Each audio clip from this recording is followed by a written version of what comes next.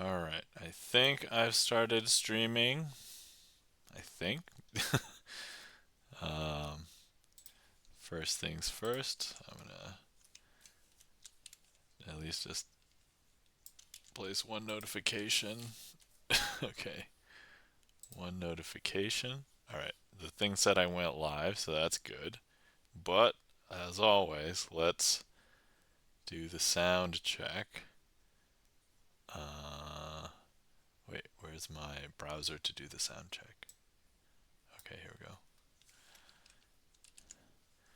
Hang on. I'm completely unprepared today. So, Chan, welcome in. How's it going? Chan, thank you for doing all of the things at the... Oh my god, Chan, you're so fast. I wasn't even ready. I'm still checking to see if I am streaming and doing my audio check.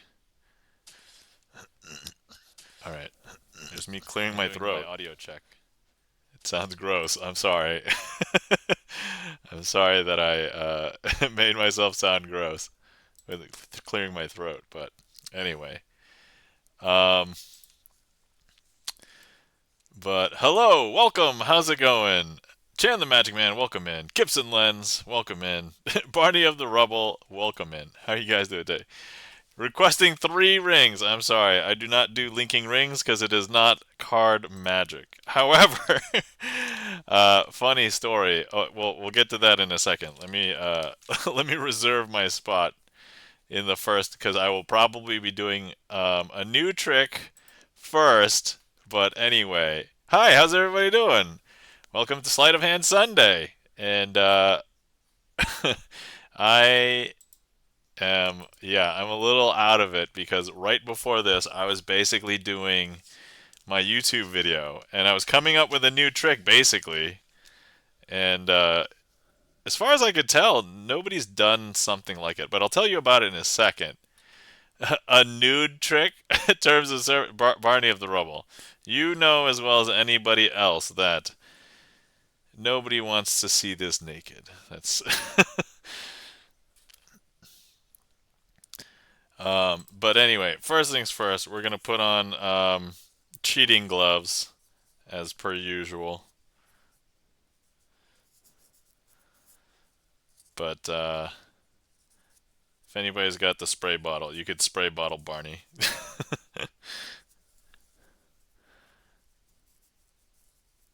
Barney, you know very well. You know enough. All right, so let's see. I've had a pretty eventful weekend. Lots of kid events like kids' friends' birthdays and like fall festivals and things. We even had a big like town-wide super sale, so they call it the super sale. But basically, it's like a huge fundraising event for like the parent teacher student association for the town that I live in. And it's basically like a gigantic yard sale, and they host it at like the nearby university in like the school. Charlie's Beats, welcome in. How's it going? And so yeah, that was like sometime yesterday, and then there was a kid's birthday party today, which I did not attend. There was a school festival yesterday, and then a community festival today. So there's a lot of activities with the kids. So anyway, super busy. But I'll tell you a little bit about it in a little bit. If I don't do the eyes here, that'll be that. And then, all right, cool. Barney of the Rubble says, I'm new here. You know very well that you are not new here. All right. Okay, so let's get back to the whole, okay, 3 rings thing. All right, so funny story. Funny thing, I mentioned the super sale. So it happens annually once a year, kind of near the beginning of a school year. And hold on, I'm gonna hop back up here for this. Um, but last year I went for the very first time, and I purchased a set of linking rings. So I do have them. I've had them for a year, but they are upstairs.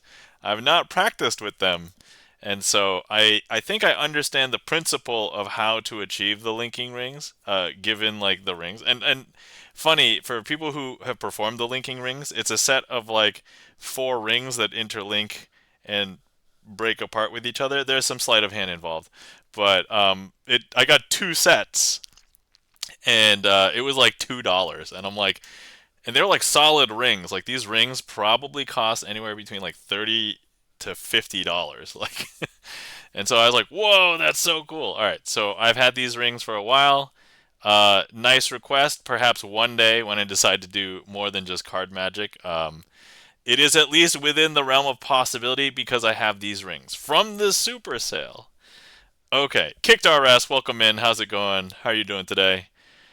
Hopefully everybody has had a wonderful weekend. I am exhausted because we've done a lot of like family stuff and events. But um, let's see here. So I was quote unquote slightly late. I started stream like 1 minute late, but it was because I was recording my brand new trick that I basically came up with it right before.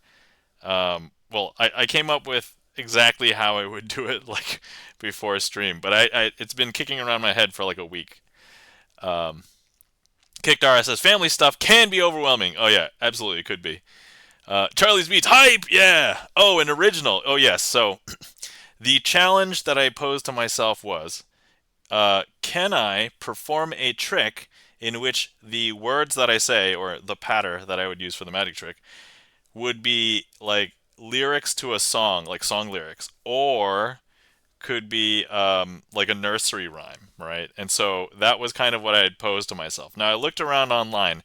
There are not very many examples of this. One of them was excellent, and it was a guy who's apparently a DJ, and he basically clipped together a ton of songs where they call out a bunch of different numbers. And if anybody is familiar with the trick Sam the Bellhop, he would basically flip over the card that would be like the number in the song lyric. So it was like, the summer of '69, and then like like Jenny, 86753, and then there wasn't like a zero, so you'd skip that nine, and it was just like, and he went through the entire deck basically doing that, and I'm like, wow, okay, that's cool, but I wanted to see if anybody else did, and I couldn't find another one. The next closest thing was like people reading poetry while doing that magic trick.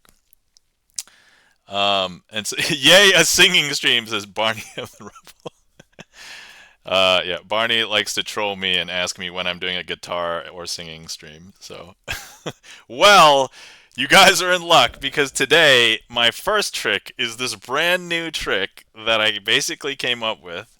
But I was thinking because I spent so much time with my kid, um, maybe it would be nice to have a trick that she could enjoy, that she could watch, that isn't just me like talking about whatever. And so today, the first trick that I queued up is never done it on stream before. Literally never did it to anybody except for a camera in the past hour. So 2 hours ago, never done it before. But we are going to try it today. First, first trick on stream. And so let's start with that. And so let's jump over to Magic Screen. Okay, so um, I want to let you know that I call this trick Twinkle Twinkle Little Star. It'll be very evident in a second why it's called Twinkle Twinkle Little Star. And if it isn't, I'm sorry I can't help you. But and if you're wondering if I'm going to sing it, the answer is yes. So here we go. All right, 4, 3, 2, 1. Twinkle, twinkle, little star, how I wonder what you are. Up above the world so high,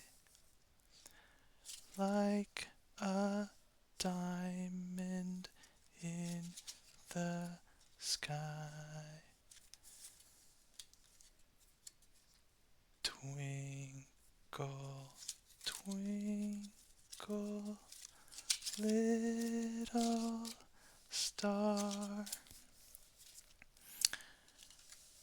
how I wonder where you are.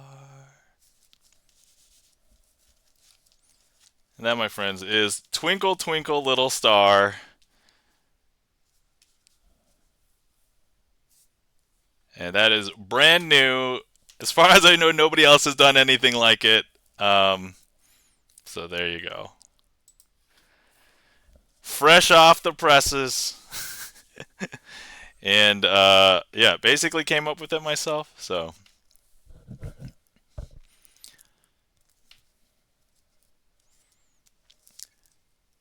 you were muted, says Barney of the Rubble.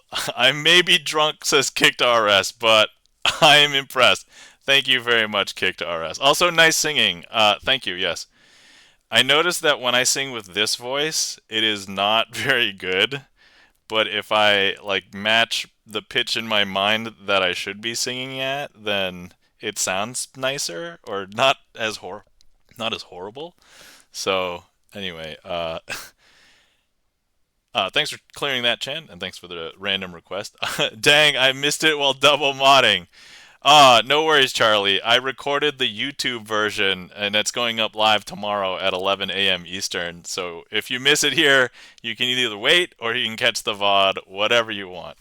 You might even be able to clip it and see it right now. So if you can just go back. But yeah, so it was Twinkle Twinkle Little Star. Um, so anyway, so I'd like to talk a little bit about like the creative stuff that I did in there. So obviously, I changed the lyrics at the end instead of what you are to be where you are, because of course I make the star disappear at the end. Now there are cards that exist for magicians, um, and for example, it looks like this. So here is a star, but it usually comes in a set. And the set will have a bunch of different symbols. So, like, if you ever see these things, they are typically referred to as ESP cards. Not that they're used for actual ESP, but they're used as part of tricks that are used in mentalism. So you may actually see them. For example, Max Maven really liked mentalism tricks, and a bunch of them he would use these ESP cards. But they would basically just be simple shapes. Of course, I was thinking about using the Ace of Diamonds, but I was like, wait, I have a card that is literally a red diamond, which you may have remembered from such times as Color Monty. So I was like, let me just use that. Also, it's hugely contrasting to the star, so I was like, ooh, okay. And then, yeah, so that is all like the creative stuff that went into it. Now, all of the sleights that I've done, they're sleights that I've learned from like all sorts of other tricks. So for the magicians out there, inside baseball, like diminishing, the three card Monte Color Monte sleights, the morph if you're familiar with Patrick Kuhn. So all of that stuff, I just kind of cobbled together for this presentation, and so that was yeah. So there we go. We can call that one a crazy Asian original. So I definitely came up with that. Um, so when I was recording, the most difficult part to me, I think, was pacing the song because I'm like, oh crap, if I sing the song at like a normal tempo, it will be done before I'm done with all of the slides and like the tricks. So I'm like, I have to slow it down. So I slowed it down, and then you could tell that I think there was like a gap. So it was like slow, slow, slow, gap, slow, slow, slow. Or at least I think that's what it would sound like in the playback. But guys, if you've been sitting around for a while and you have not hydrated, please hydrate. Today I'm having cherry herbal tea. Sorry, herbal tea. There's a frickin' H in it. If it, by the way, one's in chat if you've ever seen that comedy sketch, and two's if you have not. But I'm curious if anybody has seen that before. Otherwise, I'm just making jokes that nobody understands. Kickdars is having an IPA. Awesome. That's okay. I used to love beer. I would still love beer if I could have it more, but I can't have as much beer because I have a gout. So, uh, Universe, welcome in. Hey, crazy, how are you doing? I'm a noob in all of this, but is mentalism considered magic? I thought it was more like being psychologist. By the way, welcome in, Universe. How are you doing? And great question. I like your question. Um, so yeah, mentalism is considered a normal, like sub genre of magic, and I thought it was more being like a psychologist. No, no, mentalism is a form of magic. Being a psychologist, you may use some mentalist techniques, maybe to like eke out information from like a particular patient or individual, but like in mentalism for magic entertainment, you would eke out that information to then use it to entertain. So that's kind of they might be kind of related, but really you hear mentalism in magic for the purposes of okay. So like one of the tricks that I perform like is called brainwave. And so the way that I present it is I'm basically trying to read your mind ahead of time, and so that we're going to be on the same brainwave. But um, that's not actually, of course, what is happening in during the trick. So let's see. Kicked RS said, "Oh, Ryan B, welcome in. How's it going?" Ryan B says, "I drink non-alcoholic." Yeah, that's fair. You drink whatever you like. No judgment here. Just don't drink anything dangerous, anybody, and everybody else drink responsibly. So Kickdar says, "I'm a musician, and my gig today gave me 4 bottles to go." Yo, awesome. So yeah, I've gotten bottles when way back.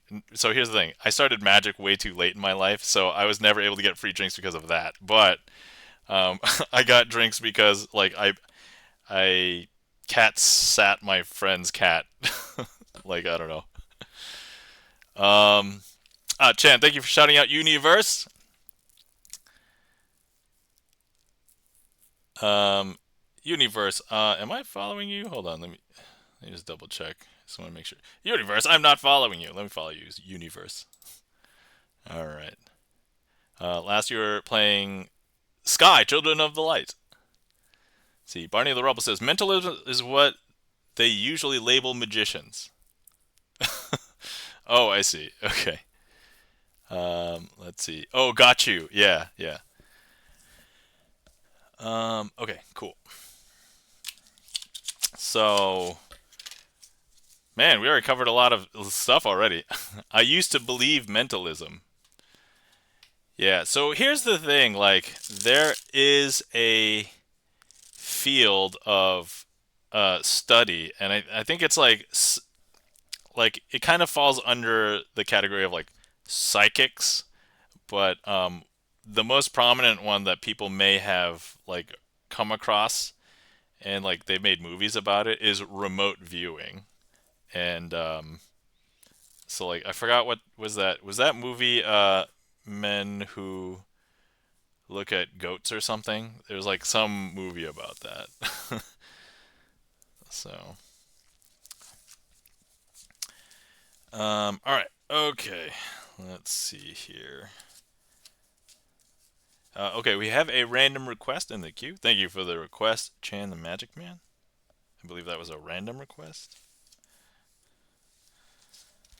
Hang on, I got to prepare for it. But yeah, so anyway, that is what that is my Twinkle Twinkle Little Star trick. Hopefully you guys liked it.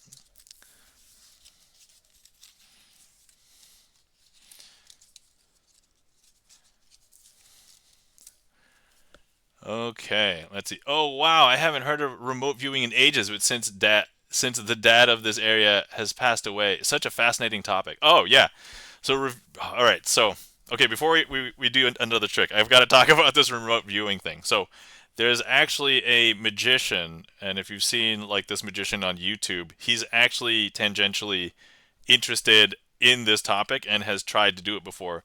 But if anybody's familiar with Chris Ramsey is a magician. Not only that, I got to meet him at MagicFest, not this year, last year. I got a selfie with him, but um, basically famous YouTuber magician, and he is Ram fam, says Chan. Chan, are you part of the Ram fan? All right. So, but Chris Ramsey has done some other topics on his YouTube channel, and he's done remote viewing. So he actually went into like a program, and I think for like 60 days he was trying to remote view. And if you're super interested, like I watched a handful of things. I don't think I watched everything, but he was what I would consider mildly successful. Yeah. So KickedRS says, "Oh yeah, I love this channel. Awesome." So KickedRS, you're aware of Chris Ramsey. Yeah. So Mike 2600, how's it going? Welcome in. Is that like an out of body experience? Um, so I think the way that they describe it is if you are into remote, well, if you can perform remote viewing, um, it I guess they subjectively feel that it's kind of like an out of body experience. There is another concept that is tangentially related, but is not exactly. I think remote viewing is less the out of body experience, but it can have that feeling. I don't know. I've never done it, so. But there's this other one, and this is more like supernatural or like metaphysical, but astral projection. So that one is definitely like an out of body experience, but it is a lot less based in any sort of scientific experimentation or anything that, as far as I know, anything has been done. KickedRS says, I like his puzzle box videos. Yeah, KickedRS. If you are into puzzle box videos, Chris Ramsey puzzle box videos, premium stuff. Yeah. Mike 2600 says, sounds trippy.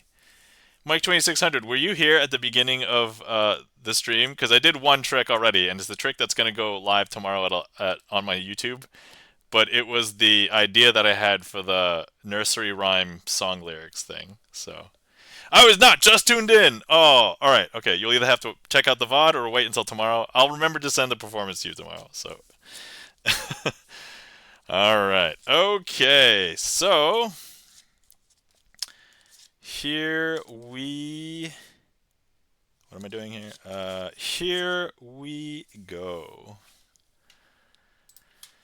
Okay, so we have the four queens. I've set aside the four queens. Now I want to. So here we go. So we have the Queen of Spades, the Queen of Diamonds, the Queen of Clubs, and the Queen of Hearts. Now let me leave the queens over here just for a second. If you were here, I could ask you to cut the deck. I would like you to cut about 3/4 of it off and place it here. If you were here, you could cut about 3/4 of the deck, and it would be, you could go up and down a little bit. I'm not like controlling it. You could actually cut wherever you would like. And then here, I would either ask the next person or the same person to cut about 2/3 of the deck off of here. So let's say they cut there, and then the last cut, I would like somebody to cut about half of this, and we'll place it down here. All right, so there we go. All right. Chan, thank you for shouting out Mike 2600. Guys, you're not following our friend Mike 2601. He is a magician and has performed magic on his stream before, but usually Mike 2600 is a DJ. So please give Mike 2600 a follow. KickedRS says, I've been trying since then and never got it again. Looked online, no answer. Oh, you have a 12-piece cross puzzle that I see. That's weird. Alstro Art, welcome in, Alstro Art. How's it going? Welcome back. All right, so what I want to do with each one of these places where we cut, I want to mark each one with one of these queens right here, and so I'm going to place a queen onto each one of these, like so, and like this, and we're just going to mark each one with a queen, and so there we go. Now, we need, you know what? I have ESP cards for this. We're going to go ahead and one of the ESP cards. So this card is the star from the Twinkle Twinkle Little Star earlier. And what we're going to do is we're going to use the star to ferry cards from these piles down to this pile. So each one of these queens are now traveling along with this star because they don't know where the star is and they wanted to follow it. But if you didn't notice, this star has now just pulled the queens all from these piles down to this pile. I know, if you don't believe that, that's okay. We're going to show you that right now all of the queens are here because look, here's the queen of clubs, which by the way, if you ever doubted the queens, this is Chan the Magic Man, queen of clubs, a.k.a. one of the mods in chat, also one of the other few magicians on Twitch. Here's the queen of hearts, the queen of spades, and the queen of diamonds. And oh yeah, by the way, if you were here, not only were you really good at cutting, I don't know if you knew, but you actually also cut to an amazing, unfathomable, astronomically impossible 4 aces, because look, we have the ace of diamonds, ace of clubs, ace of hearts, and ace of spades. And that, my friends, is birds of a feather.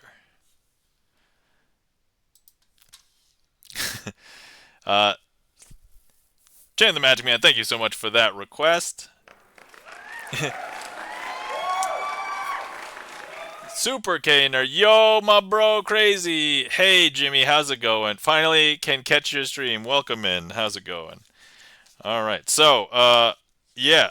Let me. Okay, let's do shout. There's a bunch of people in chat, so let's shout people out that we haven't already shouted out. But yeah, everybody follow everybody. Everybody seems cool. So, all right. Guys, if you're not following our friend and mod Chan the Magic Man, please give Chan the Magic Man a follow.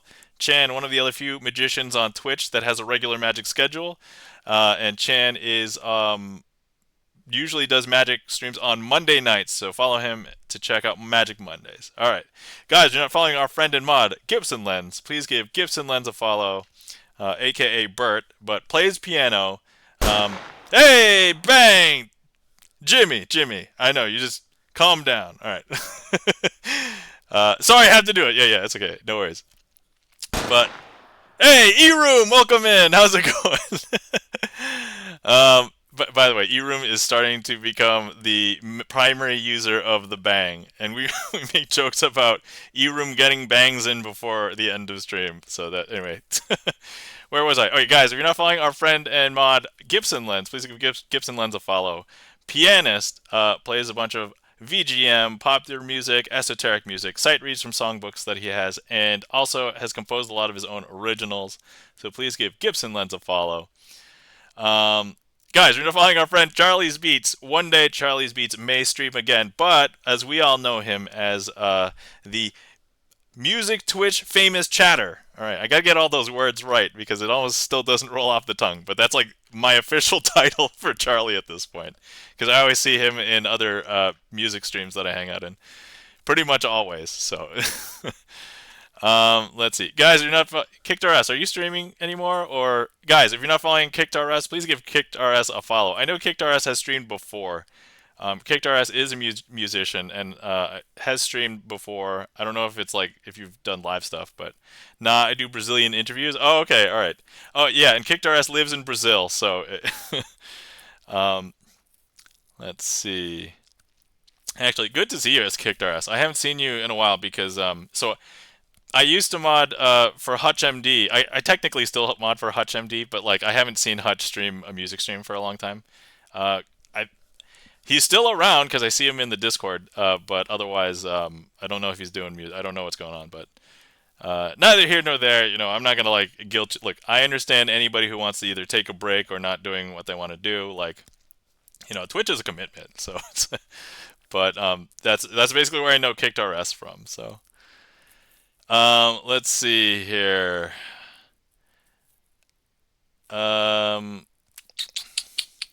Yeah. Oh, yes, of course. From the earlier, if you're not following our friend Universe, please give Universe a follow. Let's see. Sorry, I'm just scrolling through. Guys, if you're not following Mike 2600, please give Mike 2600 a follow. DJ, but also magician. He has done magic on stream before, but he's mostly a DJ on Twitch. So, okay, cool. I think we got through all those. All right. So, and then let's see. Um, Jimmy, are you like streaming again or not or what? And then, guys, you're not following our friend Eroom Kim. Please give Eroom a follow. Eroom, also known as the Pope of Indiana. Eroom likes to maybe sometimes do in real life streams, likes to open random things, packages, also may do community games. So you never know what you're going to get with Eroom. All right, cool. Let's see. Let's see. Yeah, Kickdar says, yeah, long time no see Hutch. Yeah, so I do see. So I know that Hutch is still alive because I see him in the Discord and he's playing games. So I'm like, all right, that's cool. He's hopefully he's deciding what he wants to do if he's gonna come back to streaming. I'm not gonna badger him about it. Let's see here. It was his birthday yesterday. What? What? It was Eroom's birthday yesterday? Eroom, was it your birthday yesterday? E-Room, if it was your birthday yesterday, I have to do a trick for you. All right, so let's see. Wait, what's in the queue right now? And let's go ahead and okay, I think we're caught up with all the shoutouts. October 19th. Oh, it was. Okay. All right. So, all right, E-Room. We're gonna put I just realized I don't have my own song list open. Or sorry, trick list. But let's put something in. Let me see. For E-Room.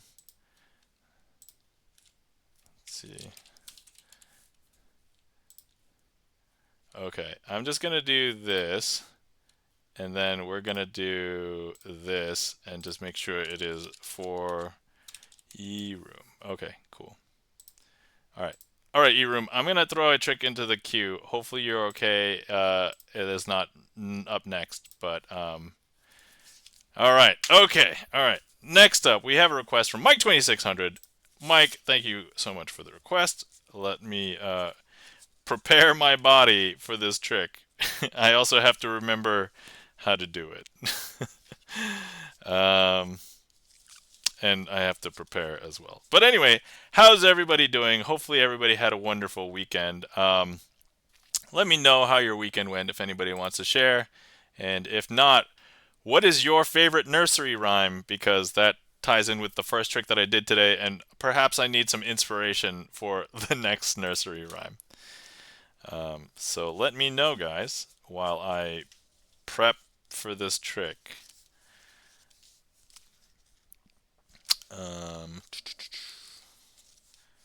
And Mike, you requested this. Mike has signed the 2 of clubs, so we're going to try and use the 2 of clubs in this trick as well. And we'll go from there.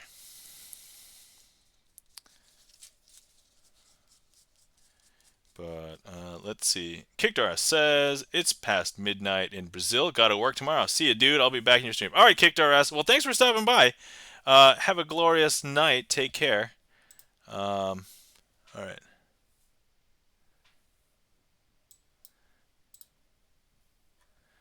Okay.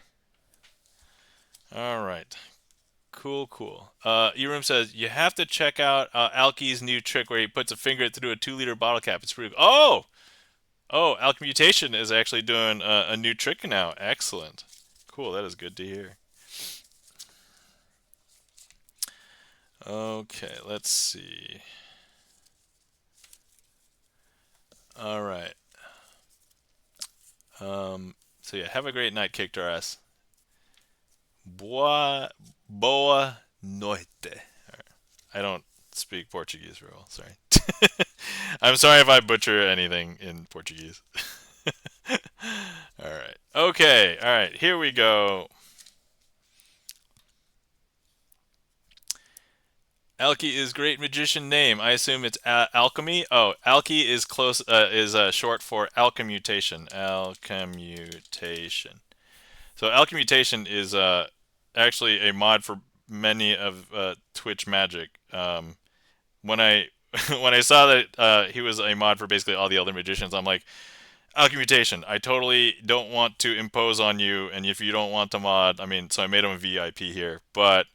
Um, Yeah, so he is the number one raider into this stream. So,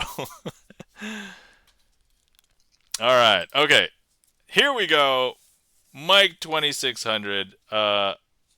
So we have a packet of cards. Now here we don't actually need to count the number of cards in this packet to know what they are, because if we look at any of the cards in this packet, they are all fours.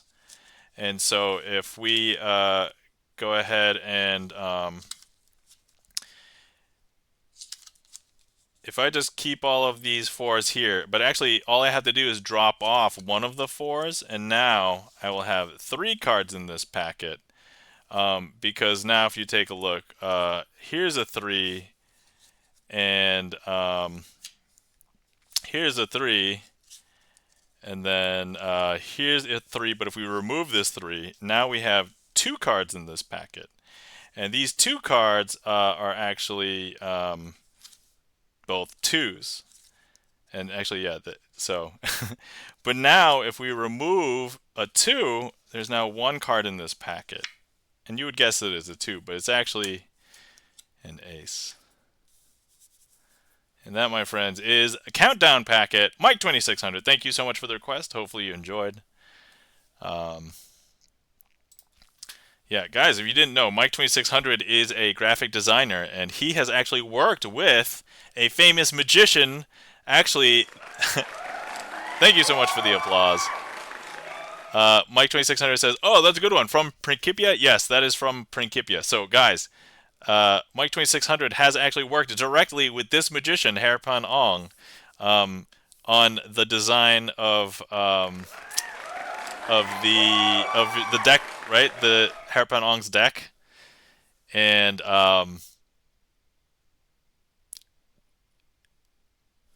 thank you kindly for the claps.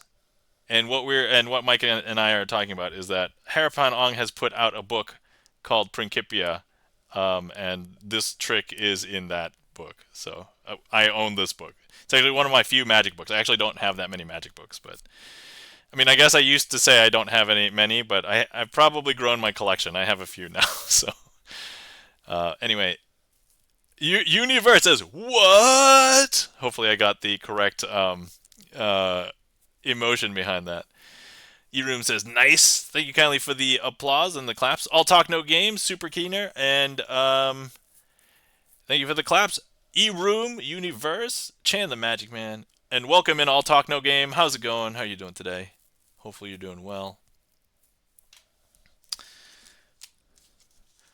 All right. So, let's see here. That was countdown. All right. Next up, we have a request for Impulse Card Trick. All right. Man, I know that Charlie has seen me, I think, struggle with this one in the past. So whether he's doing it because he wants to see me struggle again, or he's just like keeping me up because this is relatively new that I added to the trick list, but it's been around for a while, long enough. I don't inherently just know how to do it, but I do have some notes that I'm going to refer to in a second once I to do it correctly.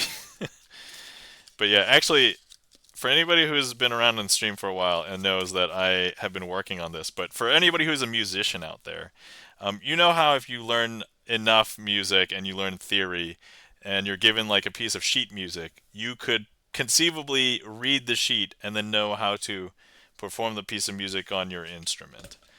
And I've had this thing where I'm like, how come Magic doesn't have that? Or not even all of Magic, but just like, how come Card Magic doesn't have it? Because like you could standardize a lot of Card Magic, in my opinion. And sure, you might achieve something a little bit differently, but like you could be able to get some notation down that just says, hey, this is like the way you would go from this transition to the next transition, right? And so like that's kind of like an idea, and I started fleshing this idea out recently, like starting over the summer. And so I've only like made, I'm calling it Sleight reading because it's basically, you're reading slights, but I've kind of formalized it a little bit. Um, but all right, so right now I'm just trying to look for the setup of this trick because but I haven't done this trick as far as like encoding it in my like magic sheet, but okay, all right. So let me see here. We have boom, boom, boom, boom, boom. Okay. Oh, and I forgot. This is like the old way. Yeah. So I've actually changed changed up how I've done this a little bit. Um, okay. All right. Cool. So we do this. We do this. All right. I'm just gonna rehearse this really quick, guys. So hopefully this is a-okay. Because I do not want to mess this one up. Oh god, I've already messed it up. Hold on. Well, good thing I didn't do that on camera. That would have been I don't want to say embarrassing because I knew the weakness, my weakness here. And of course I made, I had to do this last time too. I had to refer to my own performance of the trick. Luckily I have it linked right here. So hold on tight, guys. Hobbies. Now, for anybody who You may actually hear keeps one my of these voice. queens This is wants just my to share YouTube their video. specific hobby with all the other queens, and Uh, for their hobby, we have four, and we have and we have and we have thing Man, their I four say, and we have a lot, don't to we? bring the four. One of their Okay. Right. Okay. All right. All right. Okay. So let me just double check and make sure that this is what we are expecting. Um, Jeez. Charlie's Beats, you drive a hard bargain. I should either probably practice this one or like. Okay, so let's see. At the end, we have this. Okay. All right. Sorry, guys. I'm watching my own performance to reference how to do this trick. Okay. All right. I think I've got it. Wait. Boom, boom, and then boom. I still don't understand where I do this. Let's see. Gives an incoming crazy book. Magic Sheets 101. Oh, that would be really good. Okay. All right. Okay.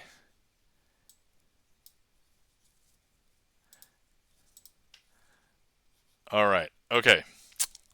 So, we're going to be doing something like this. All right, hold on. I got to get this part right because if I don't, this will be horrible.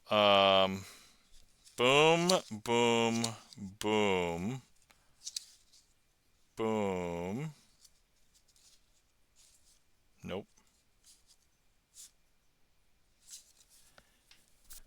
Char- Charlie's lolling at me. Charlie. Charlie. Let's go to Candy Mountain, Charlie. Ones if you guys know that reference. It's an old meme. It's like I don't even know if how widespread internet culture or if it was like the beginning of like internet culture. Like thanks for the lurk, GipsonLens, and thank you for the lurk, Chan the Magic Man. Okay, I'm trying to remember the. Oh my god. Okay. I see what I'm doing wrong. I'm definitely doing something wrong. So okay, all right. hold on. Referring to setup. I see, and this is what. Okay, you know what? I'm definitely going to be encoding this one in my system after. Well, maybe not right after stream. Maybe tomorrow. Maybe tomorrow, because of all tricks, this is definitely the trick that I need it for. So, da da da da. Okay, and then okay, then I would do this, that,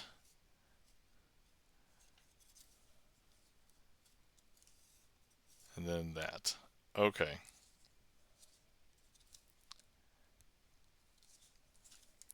All right. So, boom, boom, boom,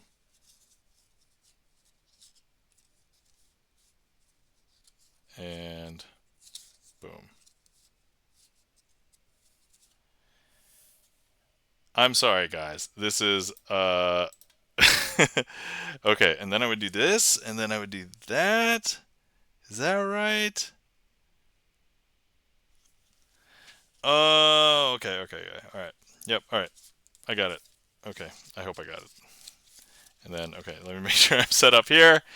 Geez, this is actually this is probably the worst I've had. I'm like, I really don't remember this part of the trick. Like, okay, okay. But otherwise, I think it'll be fine once I do it. Okay, all right. Here we go. And then we're going to turn these over. Okay, cool. Awesome. All right. Okay. All right. Here it is. Now or never. I may embarrass myself or reveal the secrets of magic. So here we go. Let's fingers crossed. All right. Let me switch over to Magic View. All right, guys. I have 4 twos and 4 kings. So here's what we're going to do. I would like to. So here's a 2. There's a 2. Here's a 2, and then there's a 2. Okay, so we're gonna leave the kings over here, and I have the 2s over here. Now, what I'm going to do is I'm going to go ahead and turn one of these 2s face down, because there we have a face down 2. Okay, next we're going to go ahead and turn a second 2 face down, because look, here it is. We have 2 face down 2s. I'm going to turn a third one face down like this, because now we have 3 face down 2s. And then finally we have 4 face down 2s like this. That's funny that maybe that there were 2s here, because if I show you, take a look. These actually are not the 2s. I've swapped them with the kings, because if I show you, look here, these are actually all kings. All of these are kings. ZD Major 7, thank you so much for the raid. How are you guys doing? I'm currently in the middle of a trick, so hang on. This is so good, says Judy. All right. Okay, so here's what we're going to do. I'm going to wait for all the emotes. So, okay, where were we? All right. So I just have to check something really quick. All right, so here we go.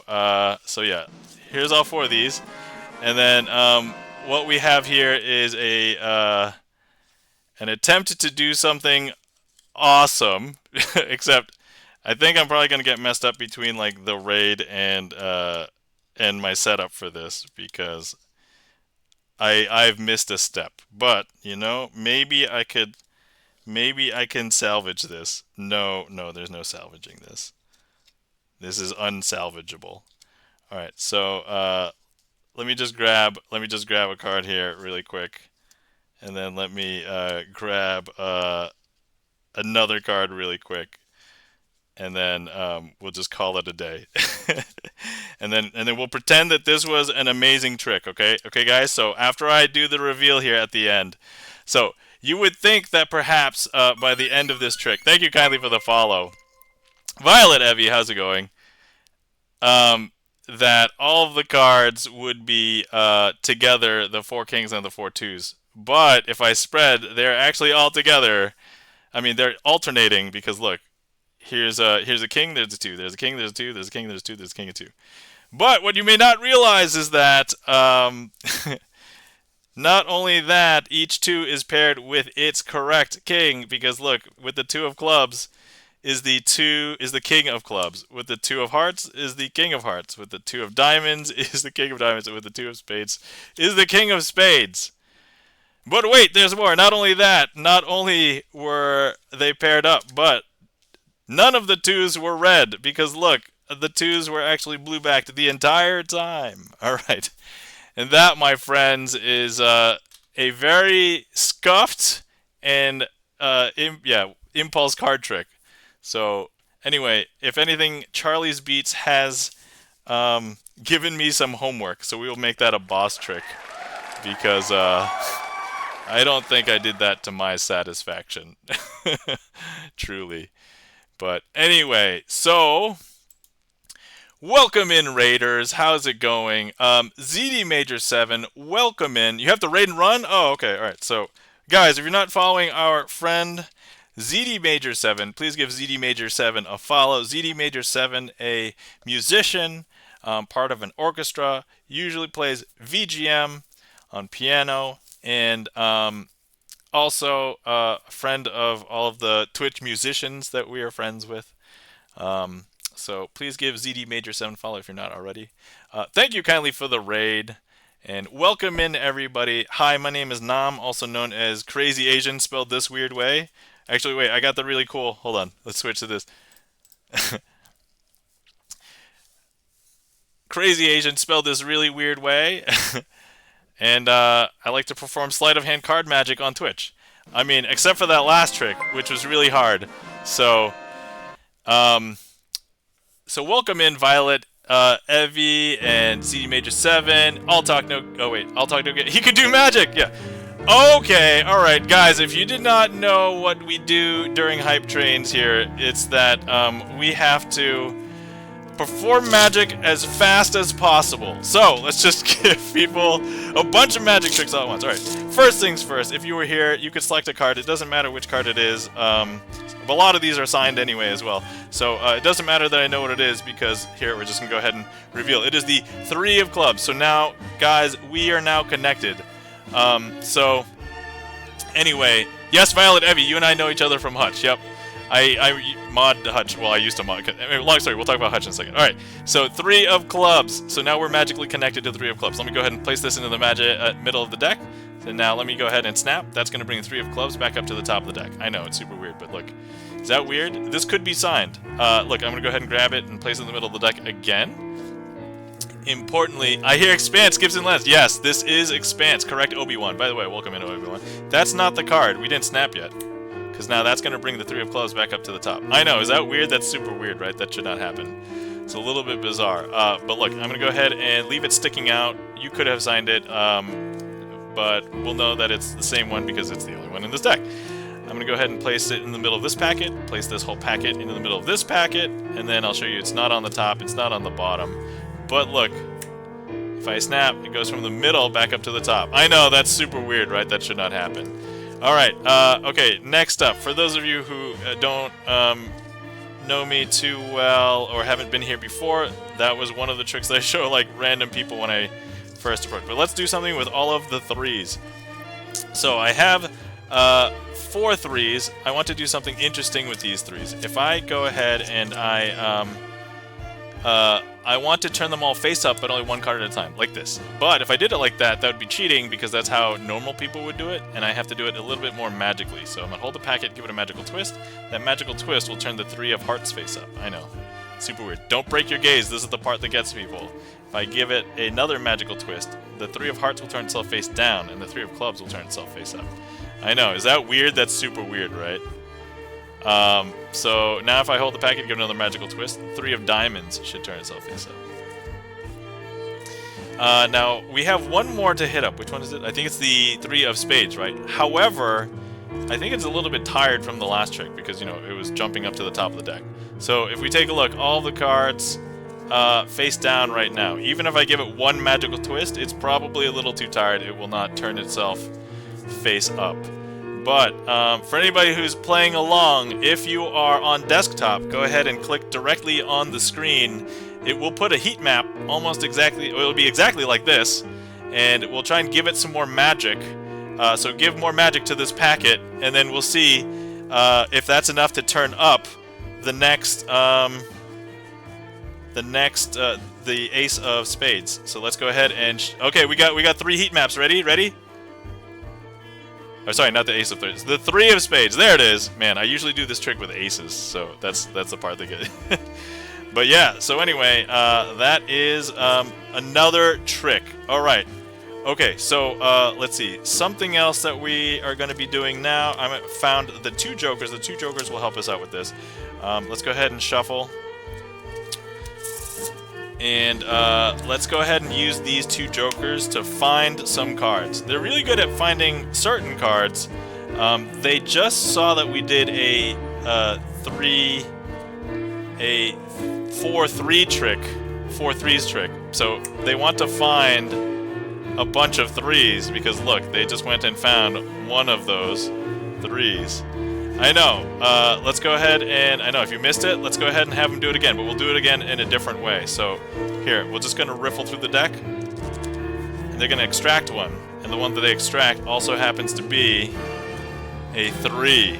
Is that strange? That's super strange, right? Some people believe that the jokers have to be face up in order to do this trick, but look, if I turn them face down, they can also do it while face down because look, they found a 3 face up. Is that strange? That's super strange, right? And then finally one more. And look, if we take a look, they have found another 3. They found all 4 threes. That's bizarre. Okay.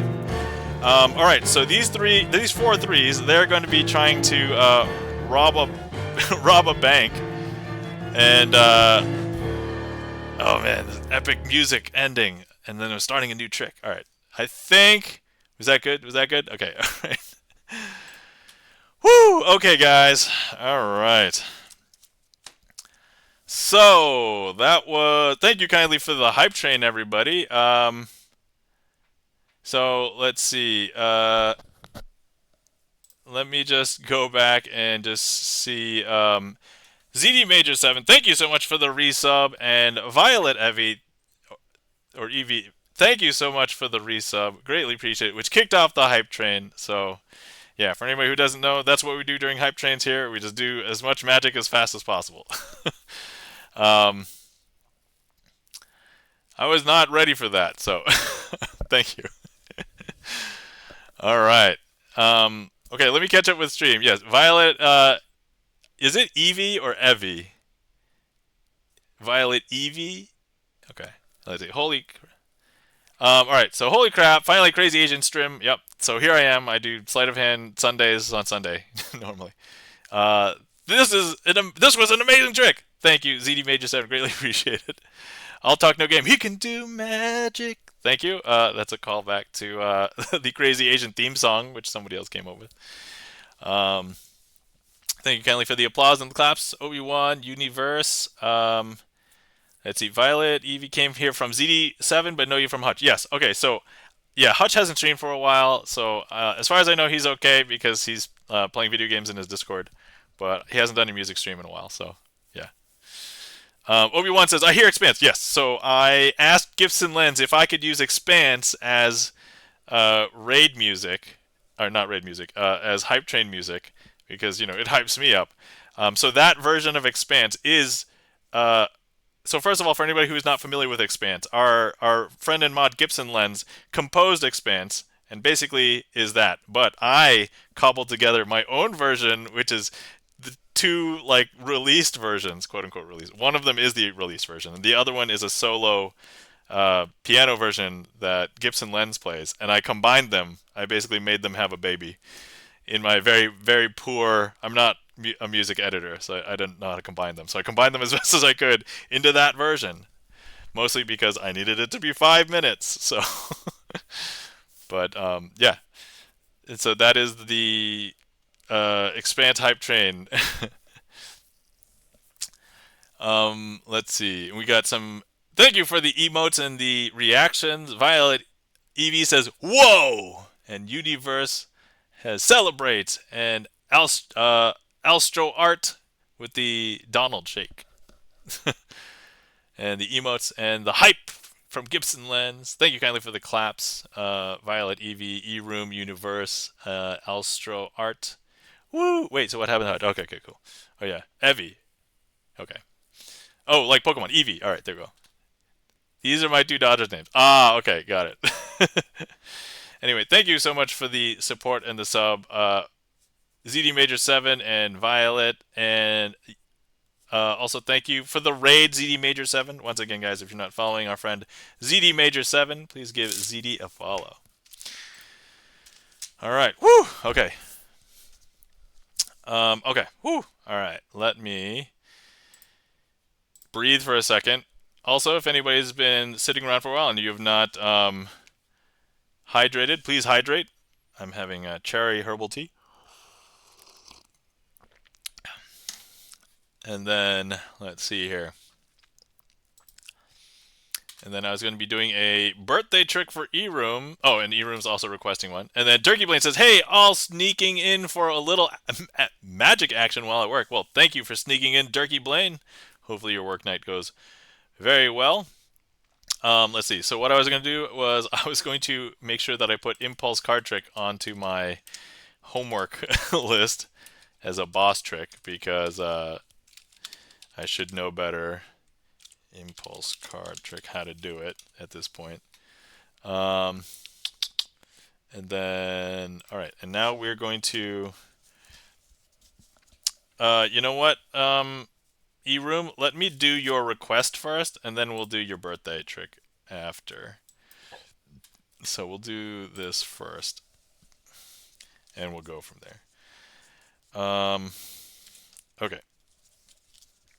Hang on tight. I've got to find some cards.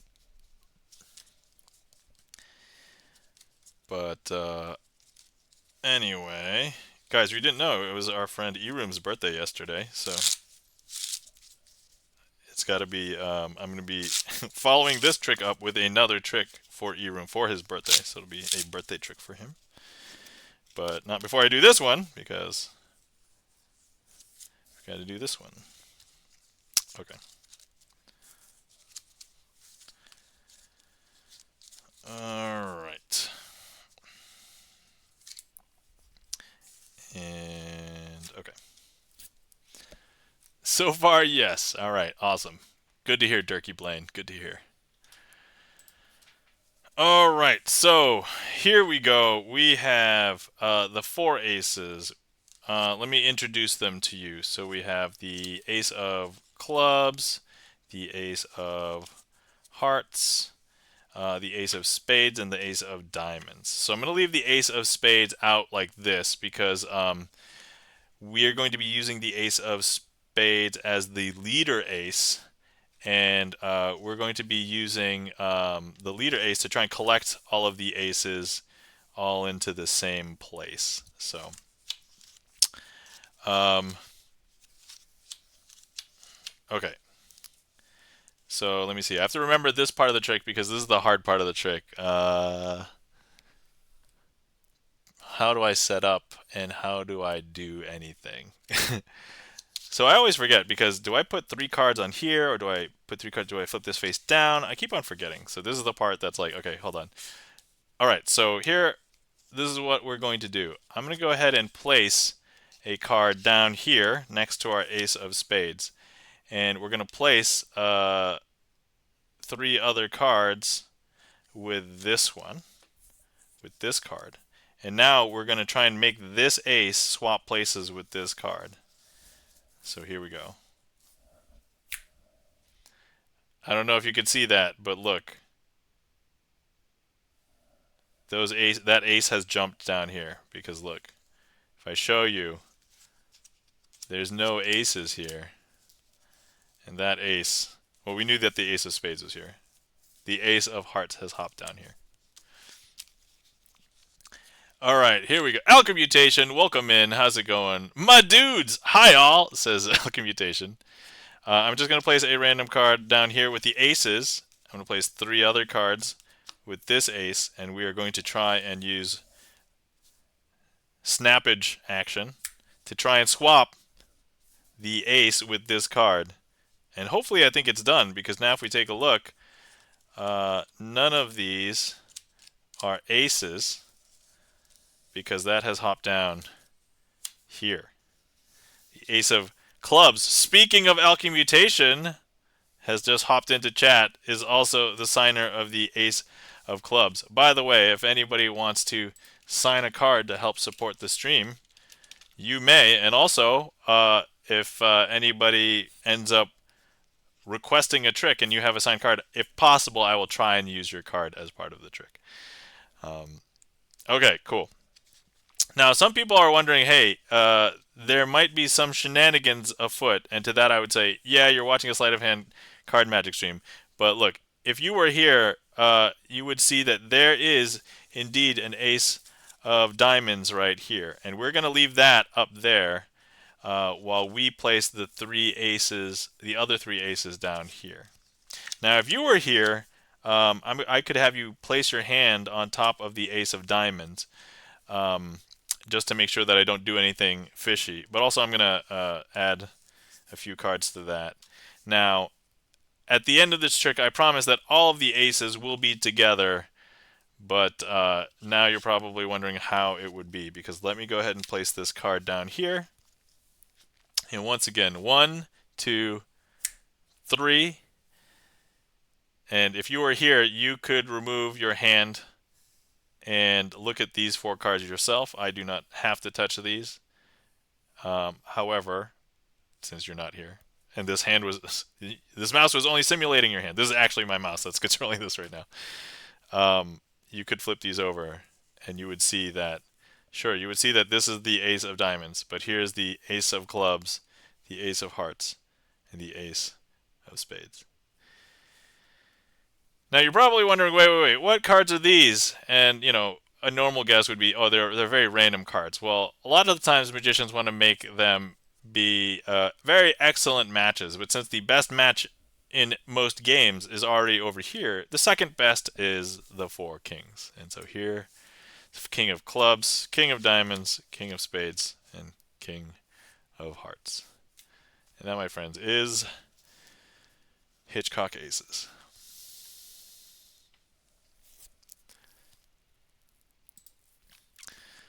All right. Woo!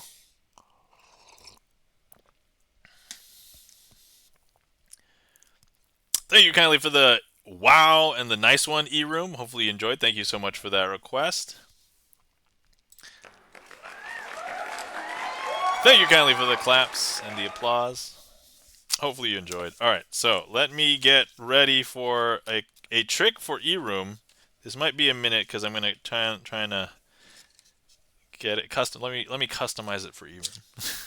Let me see how I can make it special. Alchemmutation flips the table.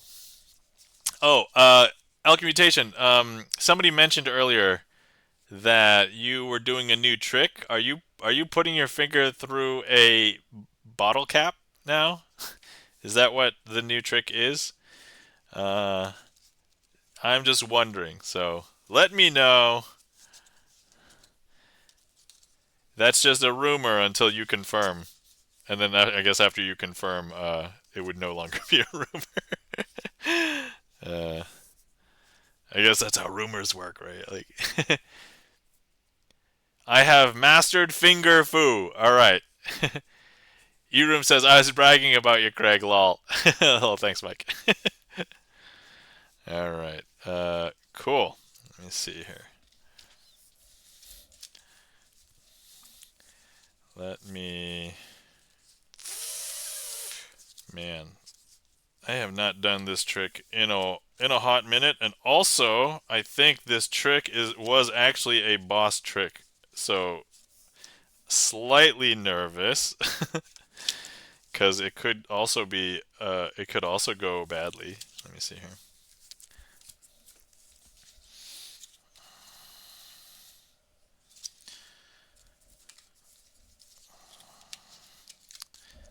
Okay, all right. So let me see here. We've got that finger fu is greater than kung fu. Says, whoa, whoa, whoa, e room. You just want to get that banging, didn't you? Alchemy says, I strengthen my fingers for guitar and can now penetrate a bottle cap in a single pointed motion. Ah, wait. So when you pull your finger back out, does it is the bottle cap like whole again, or did you actually destroy the bottle cap? I'm just curious because like are you like I want to know if this is on the level of like crushing cans on your head kind of thing. Okay, all right. For the record, this is a boss trick. So yeah, we're going to have to do the boss trick thing. All right.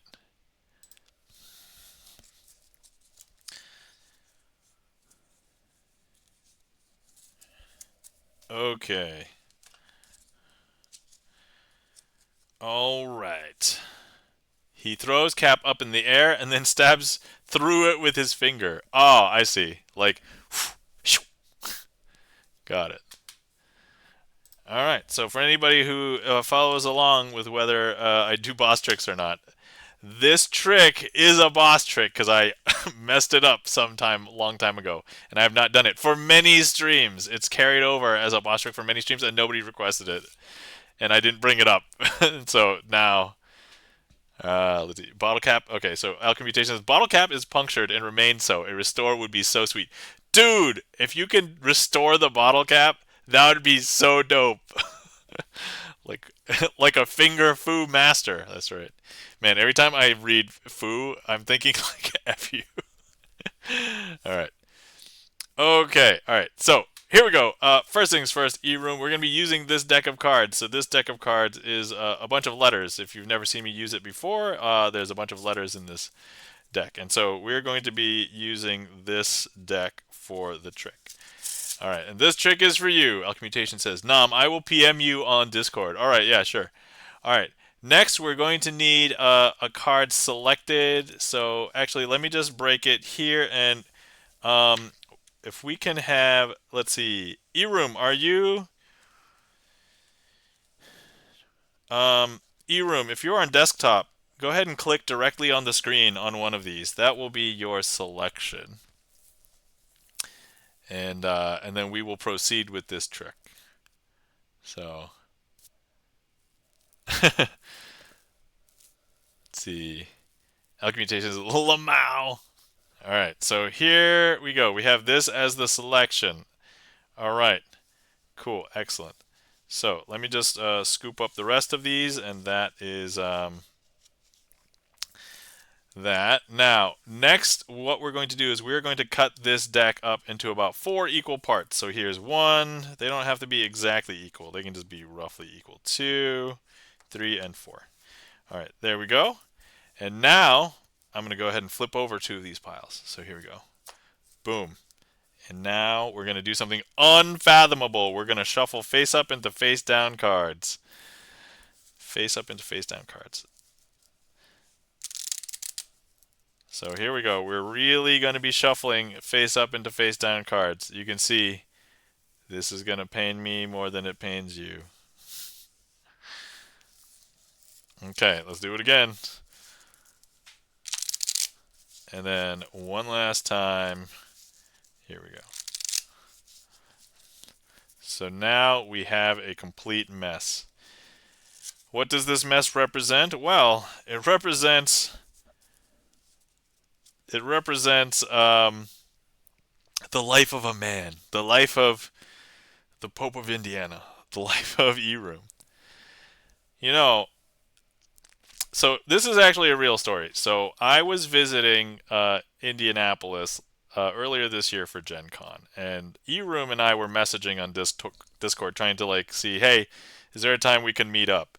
And E-Room was telling me basically life advice to basically like, hey, this is what you should and shouldn't do. Be safe, take care of yourself, and and legitimately that was what E-Room was telling me, and I'm just like, Wow. Well, thanks, Eroom, for all of this, and I greatly appreciated that. Unfortunately, we couldn't find a time that met up. I had a very aggressive schedule, and so.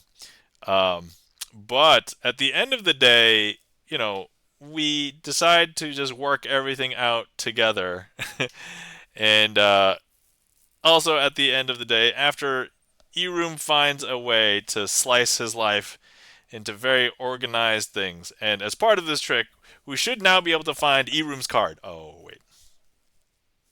Eroom, we never lost your card. Also, Eroom, we never really showed you your card. Okay.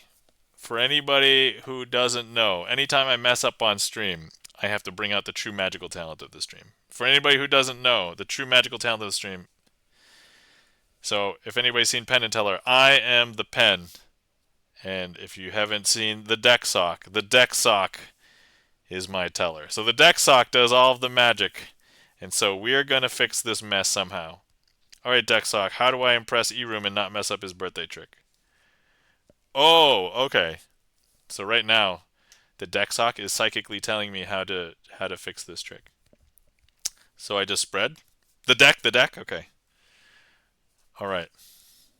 Here we go, guys. Actually, spread this way? Okay. All right, deck sock. You know what's best. So actually, some of these cards are face up and face down, which I guess would be expected. But there's not as many as I would expect. So hold on, wait. So here we have H, and then we have A, and then we have P. So before it said ha, but now it said hap. And then there's another P,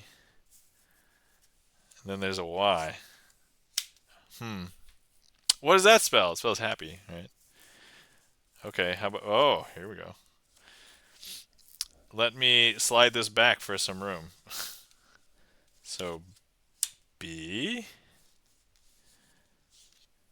I, R, T, H, A, Y. Oh, wait. Happy birthday. Is that what it spells? Dexoc. This is not spelled correctly.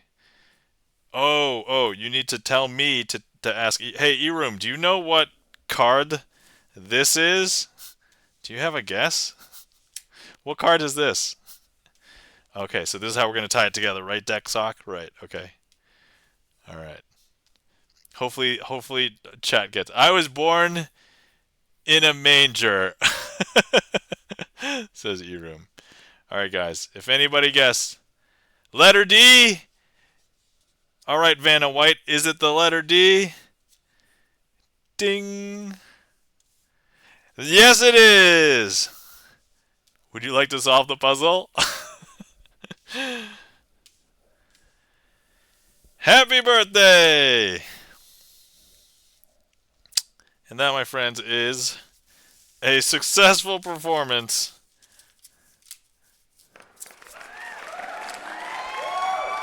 All right, E-Room, happy birthday. Hopefully you had a wonderful birthday yesterday.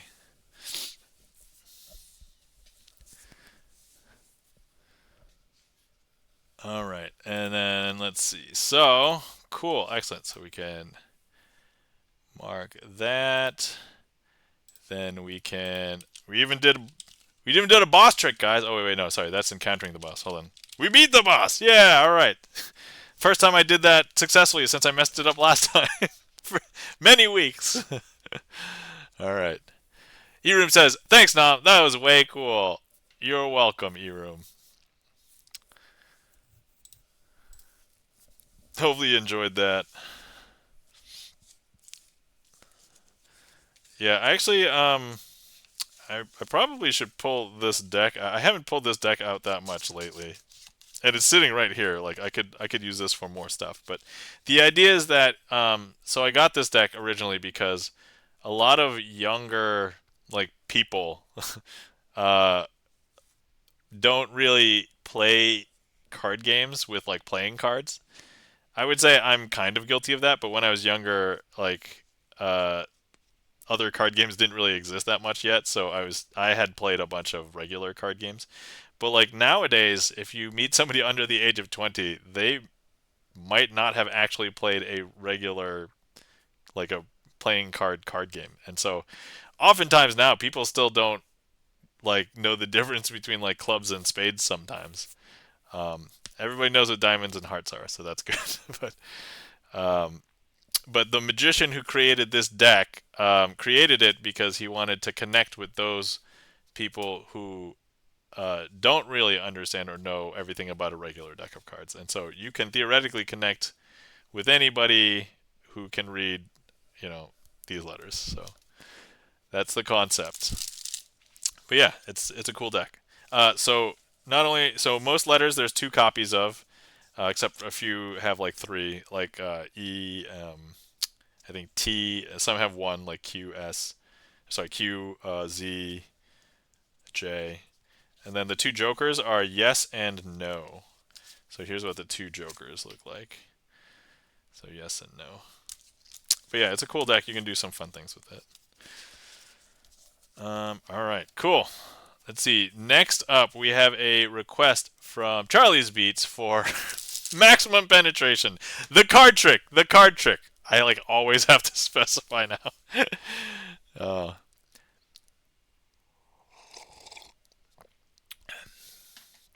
Erum says, "Do you have two identical decks of cards, two red or any color bicycle or two?"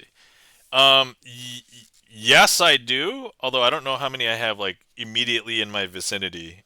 So like for example, I do have like red and blue. But for two identical, like two red, the thing is that like the two bicycle decks in front of me, one is regular and one is jumbo index. So, um, so they're not quite identical in the concept of like that. But okay, let me get ready for the next trick. Okay, okay. I'll say it. I'll say it, guys. All right. Let me get ready for maximum penetration. The trick. The trick. That's what you wanted to hear. That's totally what you wanted to hear, wasn't it, Charlie?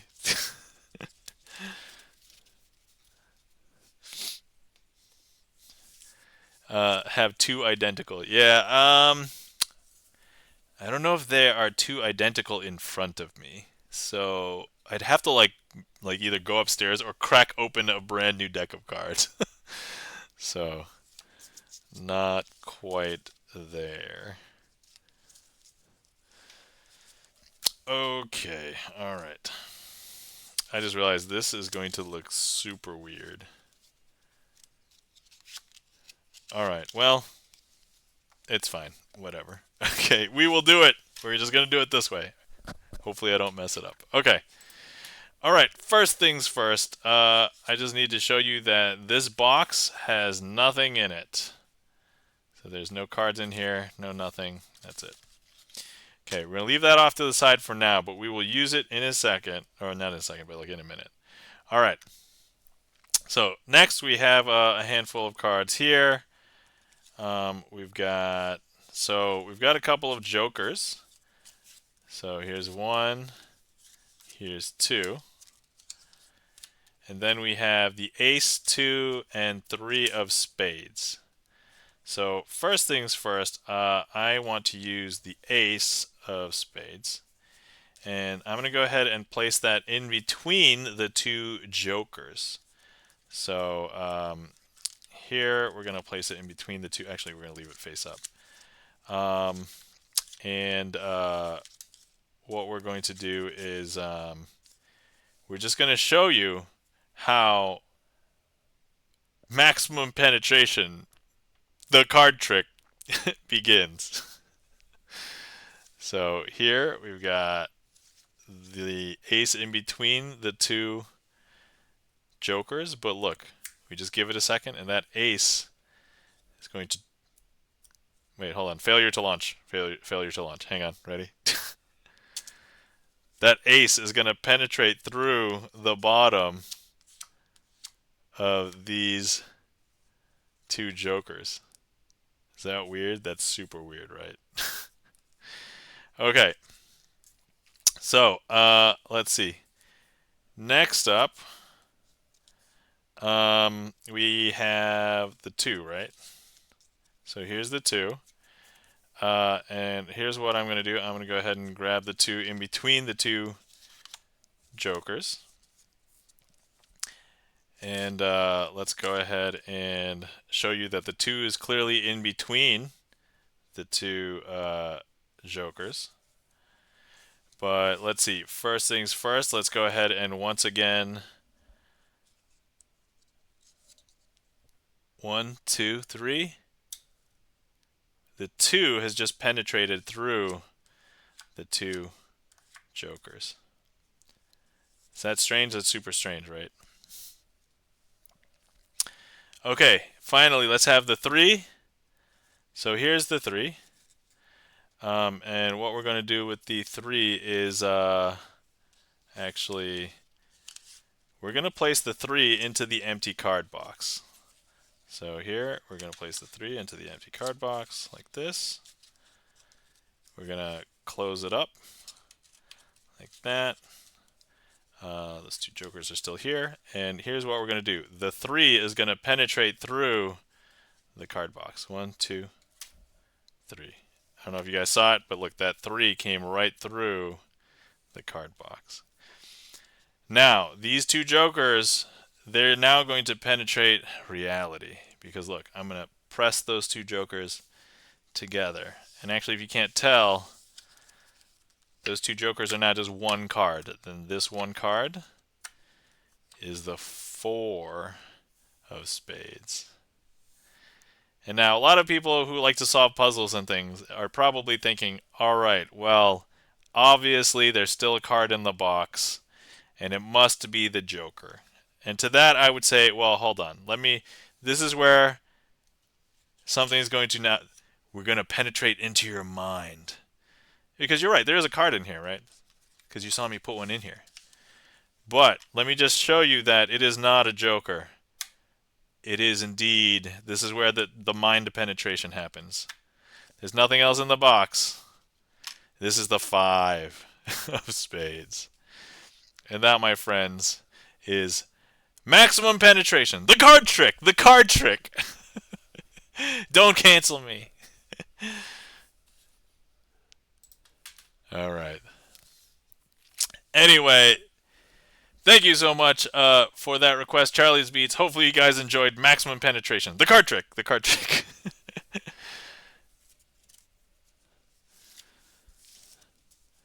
Okay, surprisingly, I think I remember that one better than I thought I should have.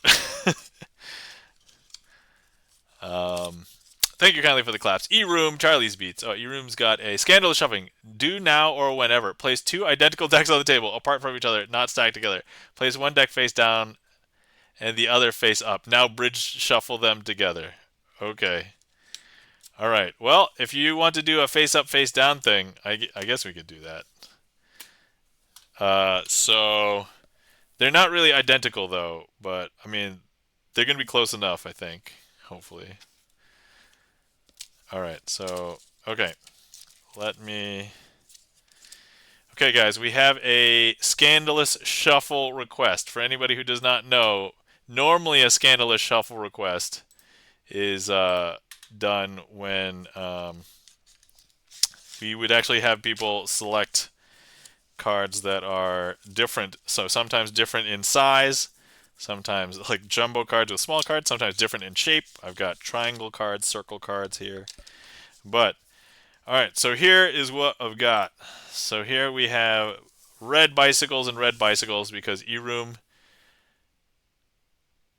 I mean, if you're making it difficult, I mean, well, one is face up and one is face down. But anyway, yeah, so here.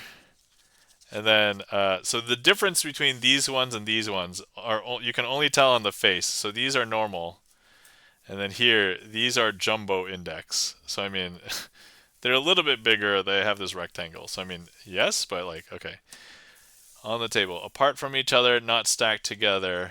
Place one deck face down, the other deck face up. Okay, so here we go, and then bridge them together. Will work. Run with it. All right, cool. Well, how about this? I will still do this, but you can have your points back. So there you go. And then, oh, and then Charlie is requesting something with clear plastic cards. Something of my choice, Charlie, or all right. Hold on. That was not a good.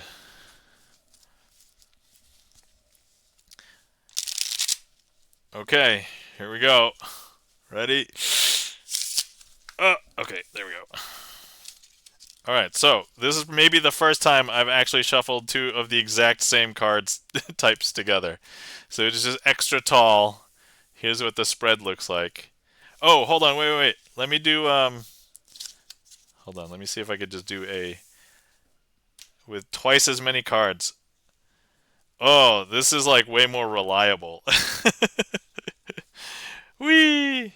And look, you can see cards on both sides. That's so cool. All right. Now that was truly a scandalous shuffle. Oh yeah, for sure. Look, if I had to say something about this deck, it's a little girthy. Absolutely scandalous. E-room, absolutely scandalous. All right, so let's see. Okay, can we do this split? We should be able to do a split here, right? So hold on. Come on. All right. Yay! All right. Whee! Okay. All right, guys. There is a scandalous shuffle for you. Hopefully that satisfied you enough. E-room. And if not, I know you may be back for more scandalous shuffling another time.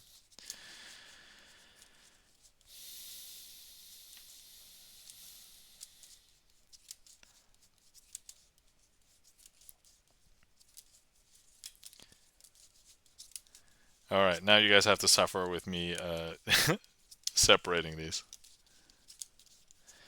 Yeah, you know what would be truly mean is if you actually selected Scandalous Shuffle, two identical decks, no cards signed, and riffle them in together the exact same way.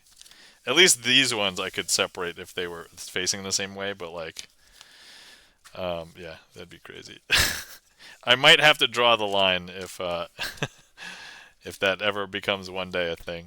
So, all right, let's see here. All right, Charlie, clear plastic cards. Any particular trick or just whatever? Whatever makes sense. Let's see here. Oh, all right. So I actually, your choice is Charlie's Beats. All right, sounds good. Trick request magician. All right, so I actually purchased a bunch of things off of Amazon during Prime Day. I said I wasn't going to, but I decided let me take a look. And of course, what did I buy? A bunch of cards. So let me just show a handful of things that I purchased because they're all cards. Um, so first things first, I purchased a bunch of new tarot decks. So and we'll get to the clear one in a second, but so I have three brand new tarot decks. So we've got this one, and these two are traditional tarot. This one is actually an oracle deck with cosmic timing. So if I ever get into the situation where I want to do um, fortune telling, I think the combination of a regular tarot deck and this will be crazy. But I initially wasn't going to get this, but I saw how beautiful the art on the back looked, and I was like, "Oh my god, I need to get that." And so here's what the back of these cards look like. Take a look at this. Does that is that not amazing? Like look at this. That's so cool. Yeah. And yeah, they're so those are the backs, and now all the fronts. So these particular ones say cosmic timing, and so if you were to ask like, yeah, here I'll leave one over. If you were to ask like, when should you do something? This deck has a ton of different cards that will tell you a time frame. So this is this month, this week, within 3 months, try later, up in the air. It's up to you very soon. Let's cut to another one here. Happening now at the holidays. In progress now. I guess a couple of these are the same, but anyway, a bunch of these look beautiful. But now if I take a look, like a couple of them look, and I would not be surprised if this is the case, which is unfortunate. But this looks like it's AI art potentially, like this one does. Actually, maybe all of these could be, but I don't know. I didn't really look. It's made in China. What do you expect? But I was just like, all right, it's Prime Day. I'll just get it. So yeah, so that's this tarot deck, the Oracle deck of timing. Okay, cool. This one is basically a regular tarot deck, except all the cards are shiny. The thing is, these are actually maybe the least good quality as far as like doing sleights and stuff, even though they're shiny. But I was like, but look at how shiny the magician is. Woo! And look at how shiny. But I feel like that's going to be very distracting um, for doing magic. However, I think these would be excellent for probably doing fortune telling. On the backs of these are pretty, uh, they're pretty standard, so I could conceivably hide things on the back, like turning cards face up, face down, that kind of thing. And then this one is a helper tarot deck. So this one makes the cards have a bunch. They basically make it look like a collectible card game because on every single tarot card, it basically lists all of the stats for that tarot card. So here we go. Here's the Fool. So for anybody who isn't familiar with some tarot or doing tarot readings or fortune telling or something, the position of a card, so usually upright or upside down, will indicate something different depending on the card.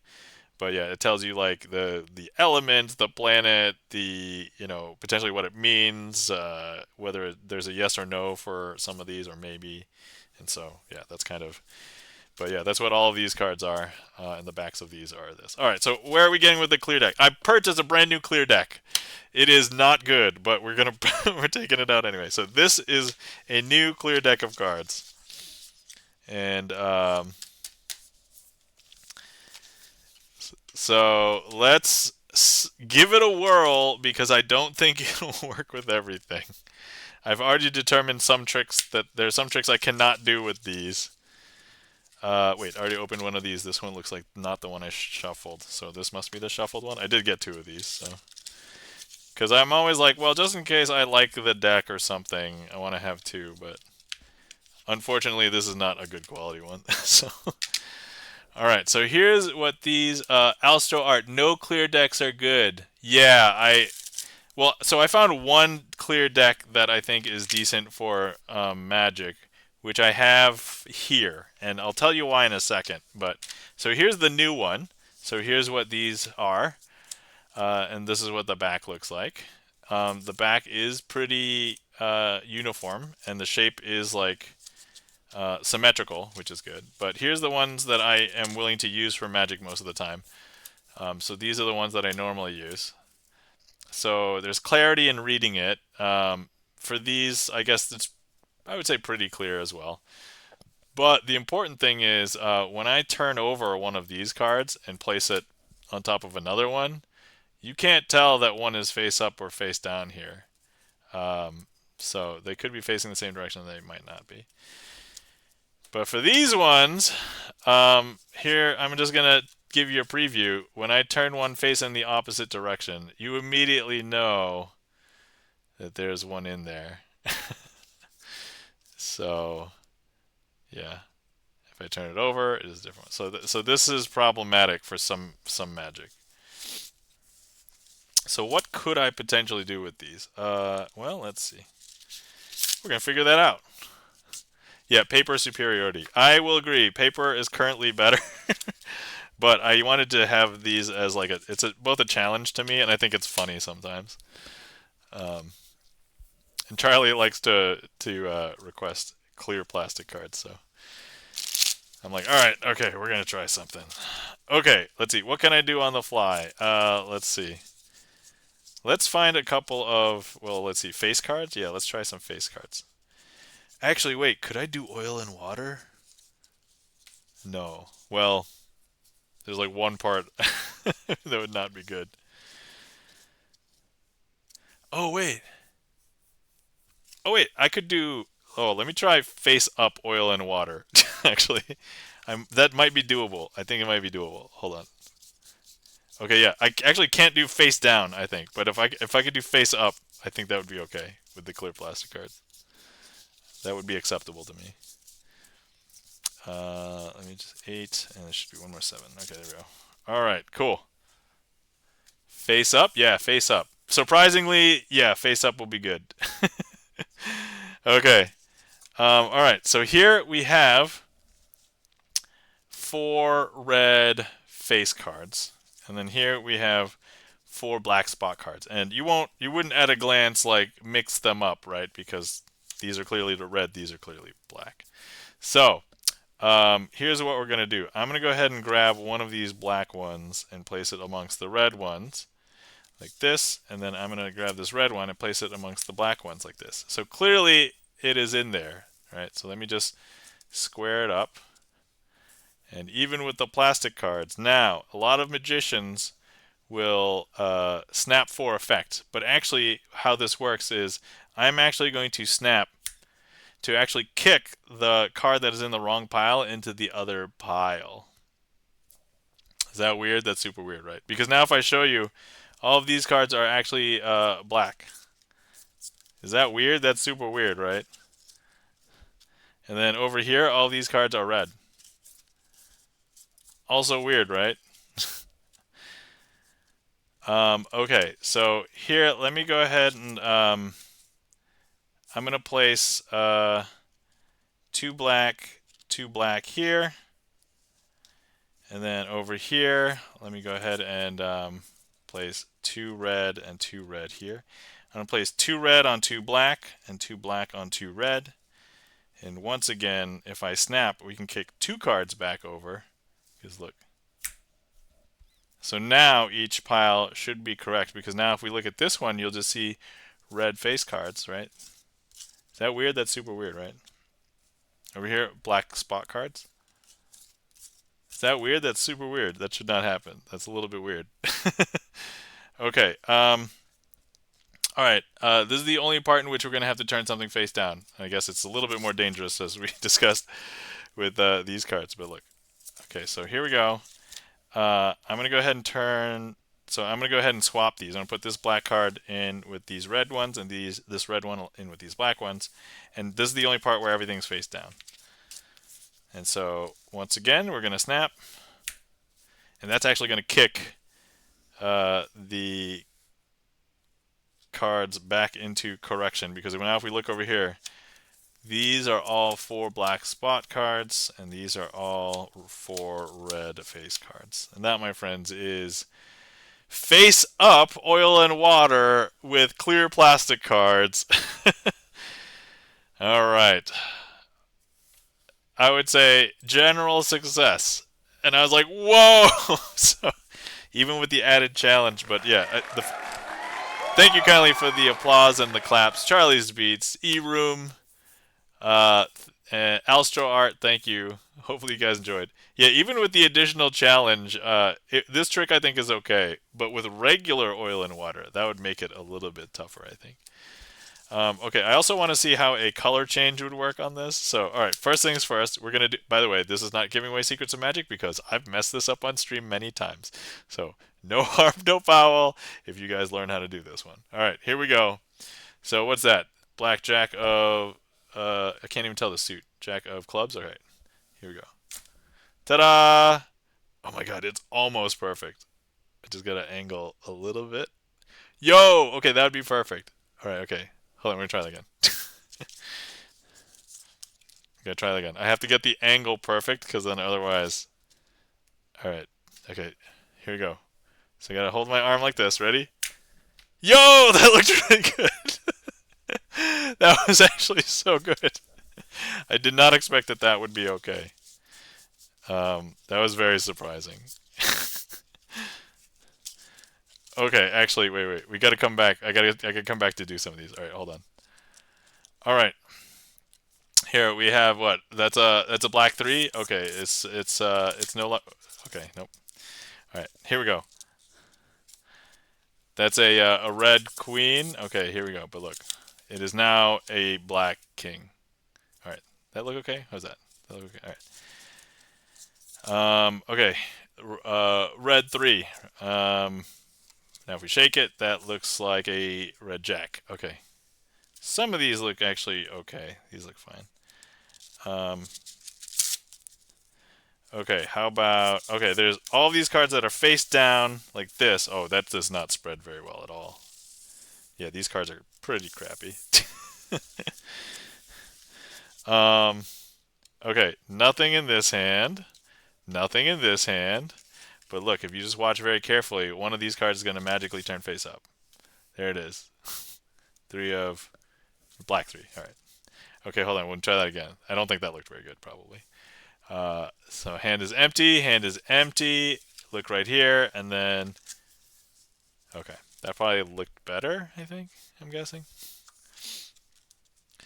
See, here's the thing when I'm doing a trick. I'm not watching this. I'm watching this. Like I'm looking directly down at this. But usually how I improve and get like feedback to myself, it is basically through watching my own video recordings. So,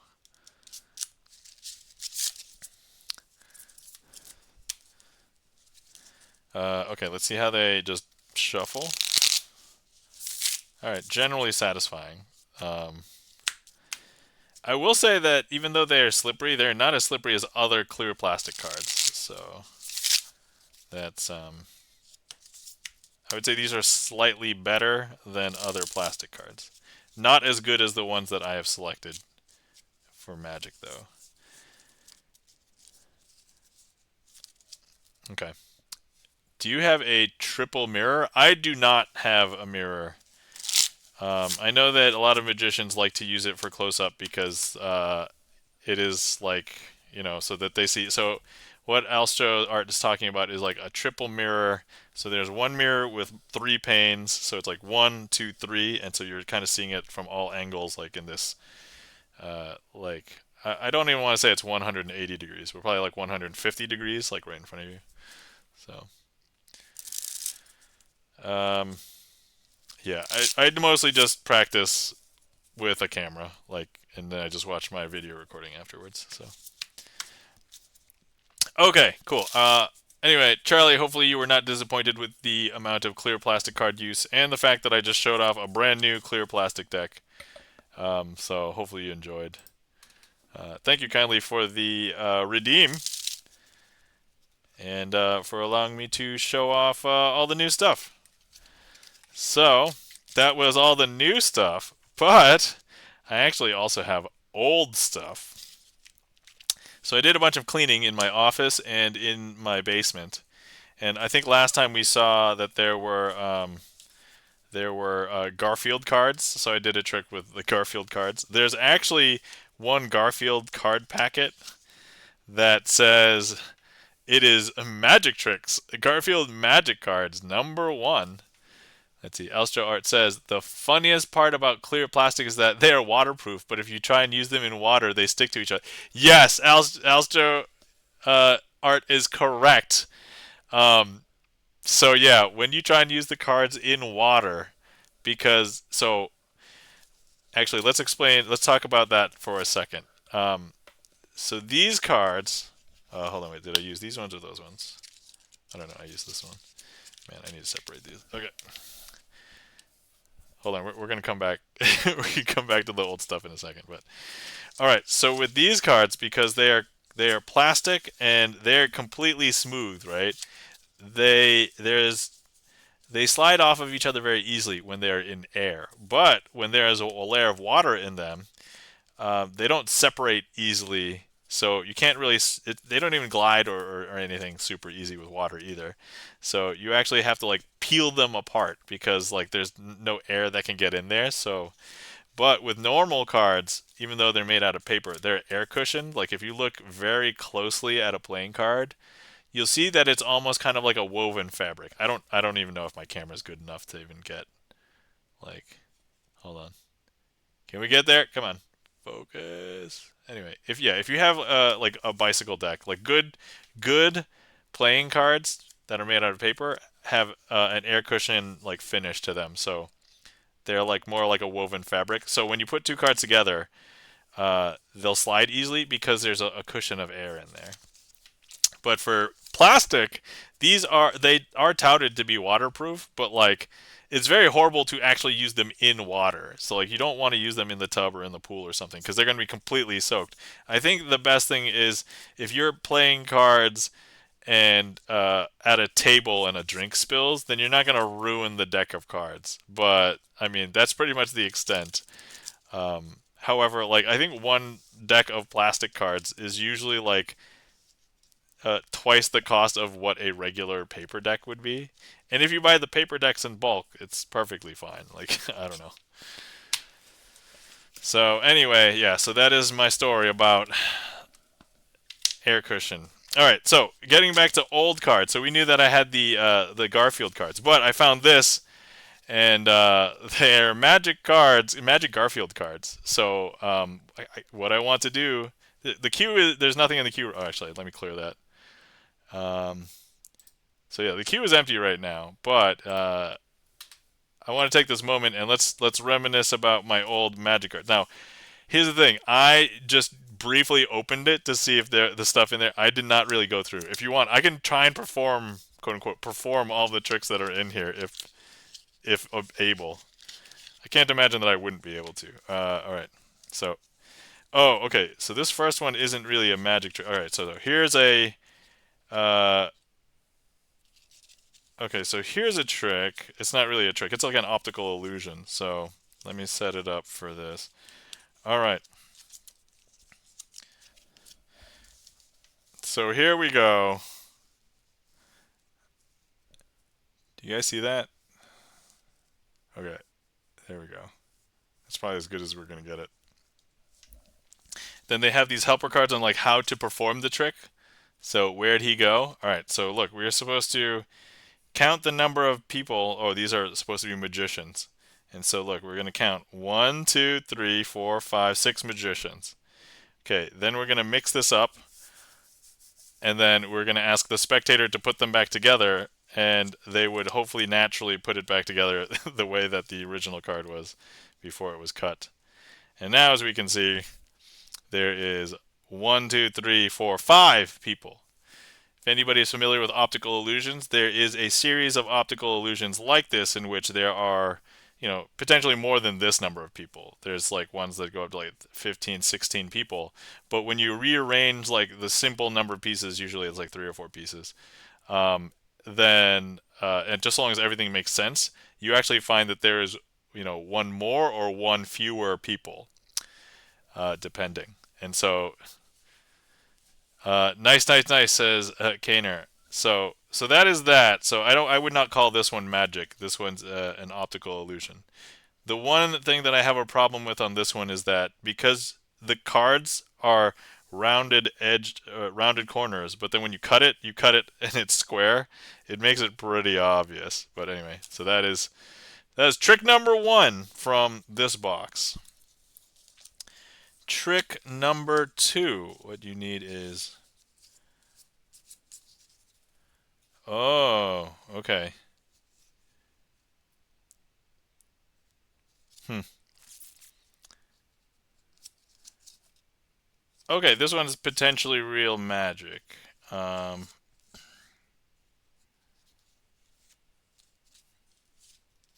hmm. Okay, so this one, they call it quick change. All right, so let's see. I'm trying to figure out what the best way to present this is. Okay, so, all right, so here we have three cards: King of Spades, Ace of Hearts. You're going to try and find the Ace of Hearts. Um, and here's what we're going to do. I'm first going to take, let me see here. I'm going to take the Ace of Hearts and place it into my pocket. Okay, so now important question, where's the Ace of Hearts? I think a lot of people would say it's in my pocket. But nope, it's actually here in my hand. So, yeah, that's right.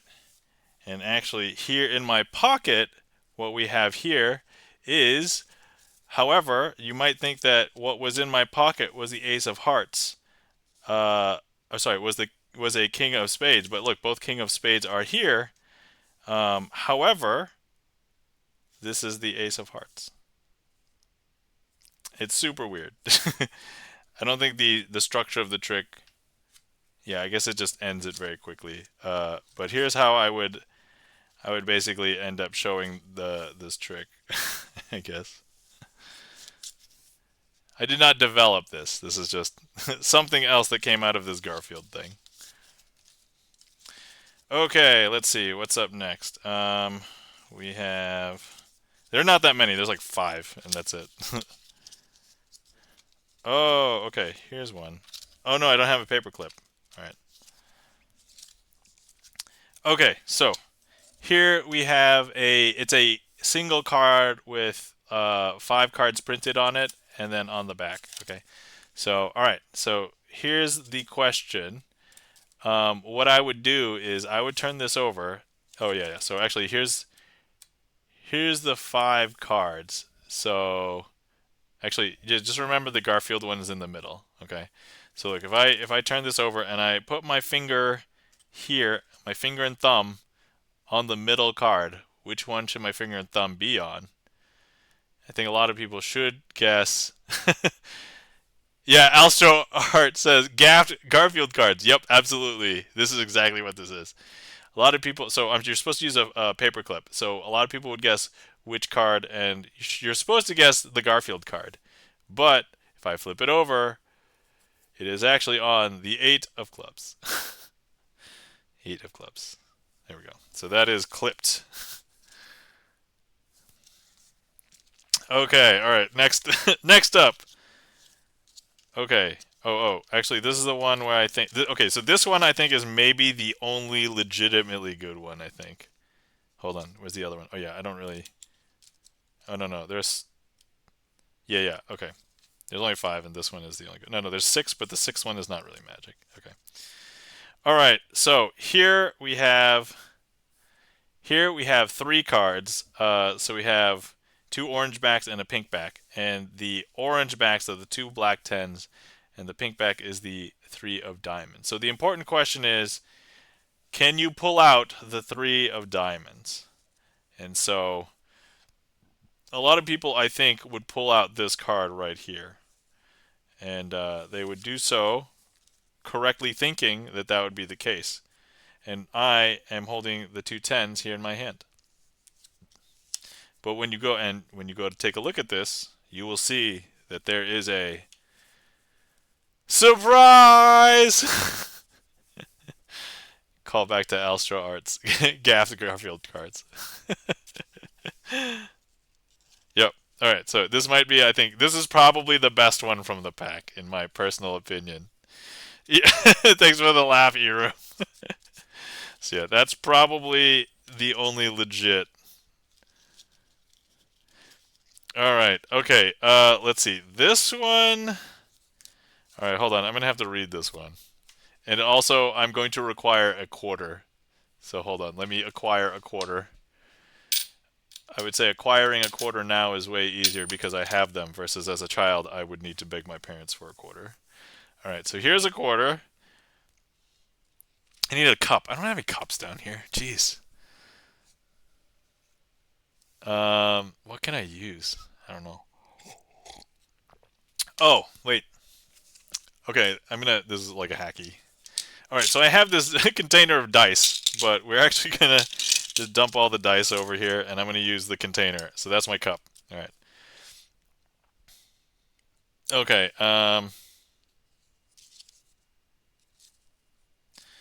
Okay. All right. So look, I have a couple of cards here, and we're going to be using. We're going to be using this quarter, and I'm going to go ahead and try and push. Oh yeah, this is horrible. I'm trying to push this coin through this card. All right, here we go. One, two, three. Abracadabra. Magic word. Come on. Come on, go through. Come on, go through. Come on. There we go. Ta-da! So now the coin has made it through, and and we can show you that look we've got the two cards. There we go. Now, for those of you who are looking very closely, I don't think it's that much of a secret. Like when this card was sitting on top of here, I could probably see. You can see on the camera. Let's show you guys. There it is. Shh! Don't tell anybody. Here, I'm gonna flash you guys the instructions on how to do it. There you go. That's how you do it. Okay, done. All right. And then this last one is not really magic, so we're not gonna do it. It's dominoes. It's kind of like a logic problem. It looks like so. But here's your dominoes, and you're trying to like link them up basically.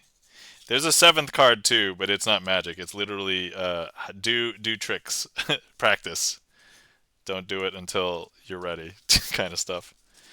And that is the entire content of Garfield Magic Cards #1.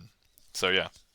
Anyway, yeah, I think my favorite one was that fourth one. Surprise! That was the best one for sure. All right. I do actually have another magic thing, but it's not here ready. But I did find it, and it is Harry Potter magic. That one I think has more. I remember reading through it before. It has more impressive stuff than this one, I think. But we'll have to do that another time. I don't feel like doing it today because there's I think, way more tricks, and they're all potentially better. Okay, all right. So those are all the Garfield cards. Well, not all of them. I guess we didn't show all of them, but you basically get the idea because the other ones are card games. Okay. Another thing is another old thing that I found is, and I don't think this was originally mine. It might have been my brother's. Yeah, I have a brother. He's like 7.5 years younger than me. But this is a card game. It's a Crazy Eights card game, and that would not be normally in and of itself anything significant. But let me just show you what shape they are in. So this is the Clifford, yeah, Clifford the Big Red Dog Crazy Eights card game. Here we go.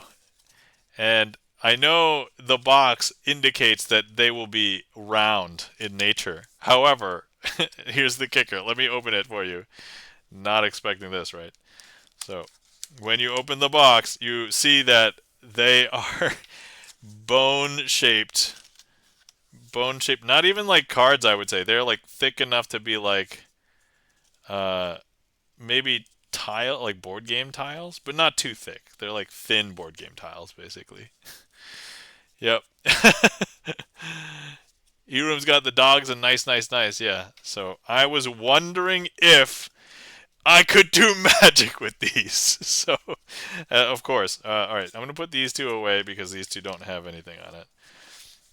So they don't have traditional suits. So these are like Blue House. And then these are Green Star, Orange Bone, and Red Heart, I guess, is the only traditional suit. Okay, alright, so let me try to do. Oh, I don't know. Alright, let me grab all the sevens. And let's try and do something.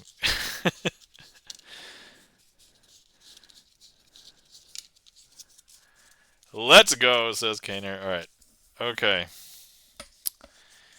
So let's see here. Alright, first things first, we have all of the sevens here. Actually, let me move these because I can tell that the auto adjusting light. Okay. Okay, I want to do something strange with these cards, with these tiles, with these Clifford cards. I want to do something interesting. I want to turn them all face up, uh, one bone at a time. But if I did it like that, that would be cheating because that's how normal people who would somehow be handling bone cards. But no, I have to do it more magically. I'm gonna hold this packet of bones and I'm gonna twist it, and that's going to turn up the. I think hearts was second, right? Here we go. Hearts. Okay, so the hearts. Okay, so now this is gonna turn the hearts face down, and then the one of the other random suits. I forgot if it was house or star or something. It was. Oh no, it was bone. Oh, geez, this is so hard. Okay, I'll hold the packet. Give it another magical twist. I might be giving away the secrets of magic on this one, but guys, I'm using bone tile cards. Okay, yeah, 7 of stars. There you go. Um, Now the last one. I think house is the last one because that's one I happen to remember. T-Bones is Elstro art. Okay, all right. So hopefully we'll see that all the tile cards are face down, right? All right. So now I'm gonna give it one twist. That should not be enough uh, for it to do anything. All right, cool. And now we'll just finish out the trick. Twist, twist, and spread. And there we have it. 7 house. Whew. All right. I would say these are not pleasant to work with. I would not want to do these again. Also, I think if I just bend them. Thank you kindly for the claps, emotes, and applause. E-room and Alstro art. Yeah. Also, if I slightly bend these a little bit, they're gone. Like it will basically be damaged. So they're not like flexible like a card. There's no way. It would just be dented forever. So anyway, that is the Clifford Crazy Eights card game, bone card game. So there we go. All right. However, in other news, we do have another old deck, and these, I will say, are both legitimate playing cards and are round. We have seen other round cards, but and also a blast from the past. So for anybody who is a Pokemon fan, you're gonna love these. I have Pokemon playing cards shaped like a Pokeball. Allow me to show you. These I am way more excited about. If you can't tell my voice. So I guess here's some checklist cards or some stuff about Pokemon stats like evolving and stuff. But anyway, and that must be like a Joker or something. But here's what the back looks like as imagining a Pokeball. They look like Pokeballs. But on the face, they each have a Pokemon, they have a suit, and a number. So here, Ivysaur is 9 of clubs. How they associated each number with a Pokemon, I have no idea. So don't ask me that. But yeah, so here you go. Round Pokemon cards. All right, so here we go. Ivysaur evolves into Venusaur, right? But then, so I don't understand because they should be adjacent to each other. But Venusaur is Queen of Clubs, and Ivysaur is 9 of clubs. I would expect them to be next to each other. So I don't know how they decided to combine these. And look, Squirtle is 5 of diamonds and evolves into Wartortle, but that's the 8 of diamonds. So I don't understand. What are the 6 and 7 of diamonds? Pidgeotto is the 7 of diamonds. I don't know. I don't know how they chose. This one says wild card, but look, you have enough Pokemon. You can put a unique Pokemon in everything. This is an ace. Oh, wait. Okay, some of these might have been the instructions for how to play this specific Pokemon game. Oh no, here's a Joker. Brock is a Joker. Of course, Brock is a Joker. All right. Okay, so I'm feeling like this is a lot more at least doable. Okay, let's first just try and do a riffle shuffle. I hope I don't destroy and damage these because I have no idea if I can get these again. But these are from my past. I don't know if these were originally mine or my brother's, but definitely one of us had them, and I eventually got them. I remember having these cards, says Alstro Art. Oh, you do? Oh, no way. That's awesome. All right. Adamski Elders. Welcome into Adamski Elders. Squirtle should definitely be the ace. He's the best Pokemon of the lot. Look, I don't really care which number they are, but I was just thinking that if you're going to have the evolution of it, it should be next to, adjacent, like numerically, to the next, right? Like that would only make sense. Oh, wait a second. I know what happened. If we take a look here, here's two Ivysaurs. That's why. That doesn't explain why Pidgeotto was in between a Squirtle and a Wartortle, though. But like here is two Ivysaurs, I guess. And Charmander. Oh no, no, sorry, two Charmeleons. So Charmeleon, Charmeleon, 7 and 6 of class. I don't know. I don't know what they did. I don't know. So no clue. No clue. All right. Where were we? Okay. In either case, all right. Let's attempt to do something. All right. Let me see if I can even do normal slides. Oh my God, slides are gonna be so hard. Okay. All right. So here we go. Top card is Joker Brock. I think there's only one Joker Brock because the other one is not. All right, Joker Brock. I'm gonna go ahead and place Joker Brock here into the deck, and look, if I snap, Joker Brock is gonna come back up to the top. Yeah, good job, Joker Brock. All right, so now I'm gonna go ahead and grab Joker Brock and place him into the middle. Importantly, Joker Brock is not on the top. That's actually a Charizard. That's a Jack of Clubs, which we now know there could just be more than one Charizard. But look, Joker Brock is going to come back up to the top. All right, that one seemed okay, right? All right, let me leave Joker Brock um, sticking out for a second. And here's what we're going to do. We're going to go ahead and place Joker Brock into this packet, grab this whole packet and place this packet into the middle of this packet. Importantly, Joker Brock is not on the top or on the bottom because people think magicians hide cards on the bottom.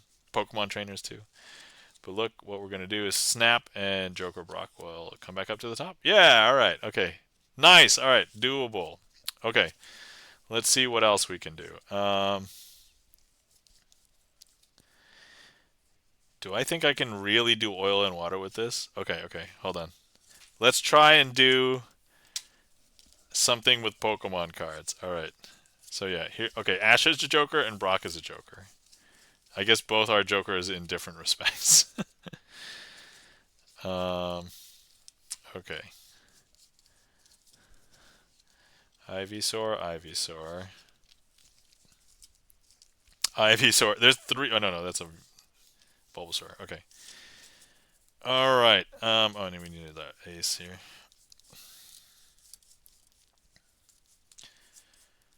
Oh no, there's three Jokers. And wild card. Okay. Oh no, four Jokers. Okay, four Jokers. All right. So we have Ash and Brock and Misty and Team Rocket. All right, we're gonna do it this way. All right. So I'm gonna use four Jokers and four Aces, which I'll say wild card in the middle. Okay, all right, let's see if we can do this. All right, first ever Pokemon. All right, so first things first, I'm going to leave all the wild Pokemon over here. They're the wild cards.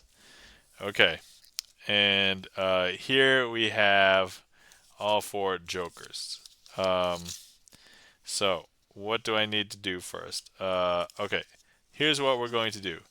I'm going to interweave each wild Pokemon with a trainer. Okay, so here's trainer and Pokemon. Let's do it again. Trainer and Pokemon. Trainer, wild Pokemon, trainer, wild Pokemon. Now, if we give it a second, the Pokemon want to run away from all of the trainers because they don't really want to get caught, right? So if we take a peek at the bottom, there is well, we're going to call Team Rocket, I guess, trainers for the purposes of this, even though they're not really. Well, I guess depends on how you define Pokemon trainer, right?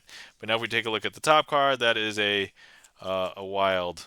But actually, if we take a look, all of the cards on the top are all the wild Pokemon cards, and all of these on the bottom are Jokers. I see. Nobody was impressed. So we're going to do that again. Okay, look. We have wild Pokemon cards. And we have the trainers. Actually, here's the one problem with these. The Pokeballs, because they're all completely round, like, I can't have them all be, like, facing up or something. But anyway, so maybe last time you thought that, if I started with a trainer at the bottom and then it would appear as a trainer at the bottom. So maybe instead I should start with a wild Pokemon at the bottom. Wild Pokemon at the bottom. Okay, alright. So, here we go. Boom. And now here we're going to have a trainer. And then here we're going to have a wild Pokemon. Then we're going to have a trainer. Then we're going to have a wild Pokemon, a trainer, a wild Pokemon, and a trainer. And now with this, we just give it a second, and all the Pokemon will run away from the trainers. And I know that if you believe in logic, this should actually be a Pokemon because we started with a Pokemon. But if you believe that all the Pokemon ran away from the trainers, then if we take a look, this bottom card is a trainer, and top is a wild Pokemon. Bottom is trainer, top is a Pokemon. Bottom is a trainer, top is a Pokemon. Bottom is a trainer, top is a Pokemon. And that is oil and water with round Pokemon cards. Woo! Adamski Elders, thank you kindly for the applause. Alright, hopefully you enjoyed. Holy crap, I've gone a little bit later than I intended. I was having so much fun reminiscing about all the old stuff. Alright. So let's do a formal last call. So if anybody wants to see any other magic, feel free to make a request. Otherwise, we will still do a finale trick before we leave, and then we will find somebody to raid.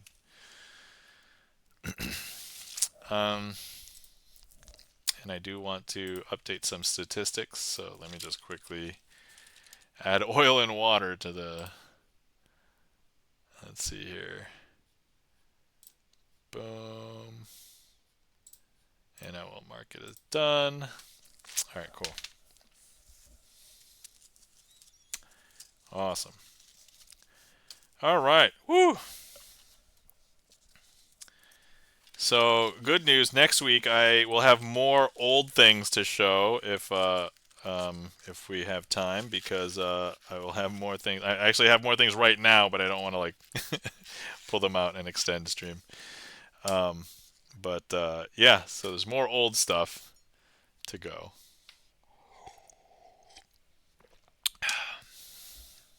All right. Actually, let me do the one trick that I wanted to do every stream first. So let's do that. Okay. And it is the coin matrix. So here's 4 coins. We're going to make these 4 coins teleport from corner to corner. We're going to use some cards as cover. So I'm going to go ahead and cover each coin with a card. And what we're going to do is we are going to go ahead and make all of the coins jump from corner to corner and hopefully gather in one place by the end. Watch carefully. This is going to jump from here to there. 1, 2, 3. It happens pretty quick. 1, 2, 3. There you go. Last one. 1, 2, 3. There you go. That, my friends, is coin matrix. Basic coin matrix. All right. Yeah, I want to practice that every stream because it keeps it sharp. It's like the only not card trick I do, so. All right. Now let's find a trick to end with. Let's do a finale trick.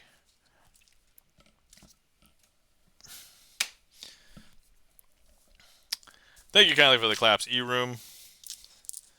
All right, so tonight I'm feeling...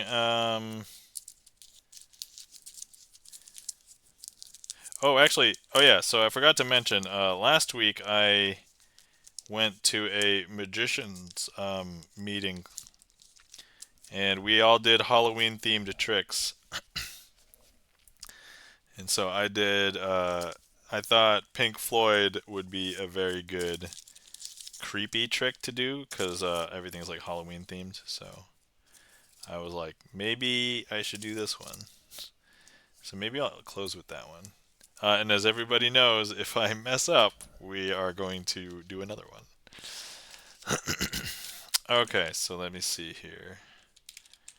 Pink Floyd. I don't normally close with this one, so if I there is a chance I will mess it up. But all right, let's close the queue. All right, and this is the time in which we'll do the disclaimer. So, thank you everybody for coming by and hanging out with me tonight on Sleight of Hand Sunday. So, thank you to everybody who came to hang out and interacted with the stream. Whether you chatted, requested a trick, clicked on the heat map, selected a card, any of those things. Thank you so much. Without you guys, this wouldn't be as much fun for me. Um, Also, thank you so much to all of the lurkers out there, because magic is one of the rare art forms in which if I am practicing magic, no magic is happening. The magic has to happen in your mind. Thank you so much to everybody who came in with ZD Major Seven's raid today. Thank you so much, especially if you hung around and stuck around. Hopefully you enjoyed. And thank you to ZD Major 7 and Violet Evie for the support, for the resubs. Thank you so much.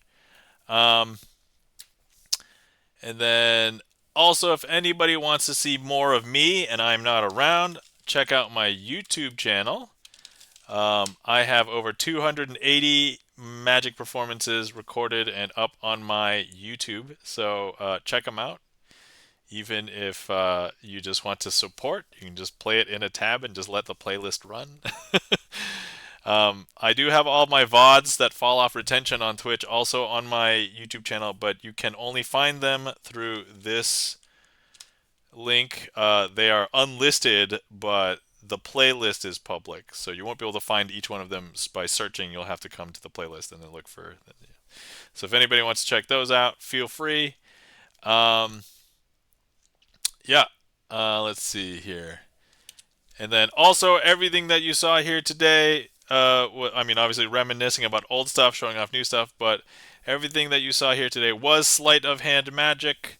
So it's not black magic, deals with the devil, or sorcery, or anything of the like. And honestly, if it was, I would claim this anyway. So there you go. All right. And so with that, let's also thank our mods that were here. So earlier tonight we had Chan the Magic Man. Guys, you're not following our friend and mod Chan the Magic Man. Please give Chan the Magic Man a follow. Um, and then also, guys, if you're not following our friend and mod GipsonLens, please give GipsonLens a follow. So please check him out. E-Room's got the Changasm. There you go. All right. And all right. Other than that, let's go ahead and get to our final trick, assuming I don't mess it up, and then we'll find somebody red. Okay. So I just realized I almost messed this up. This could have been very bad. Okay.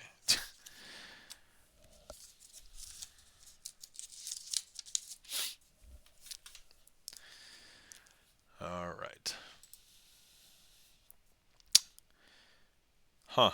So guys, I found these cards with this note the other day.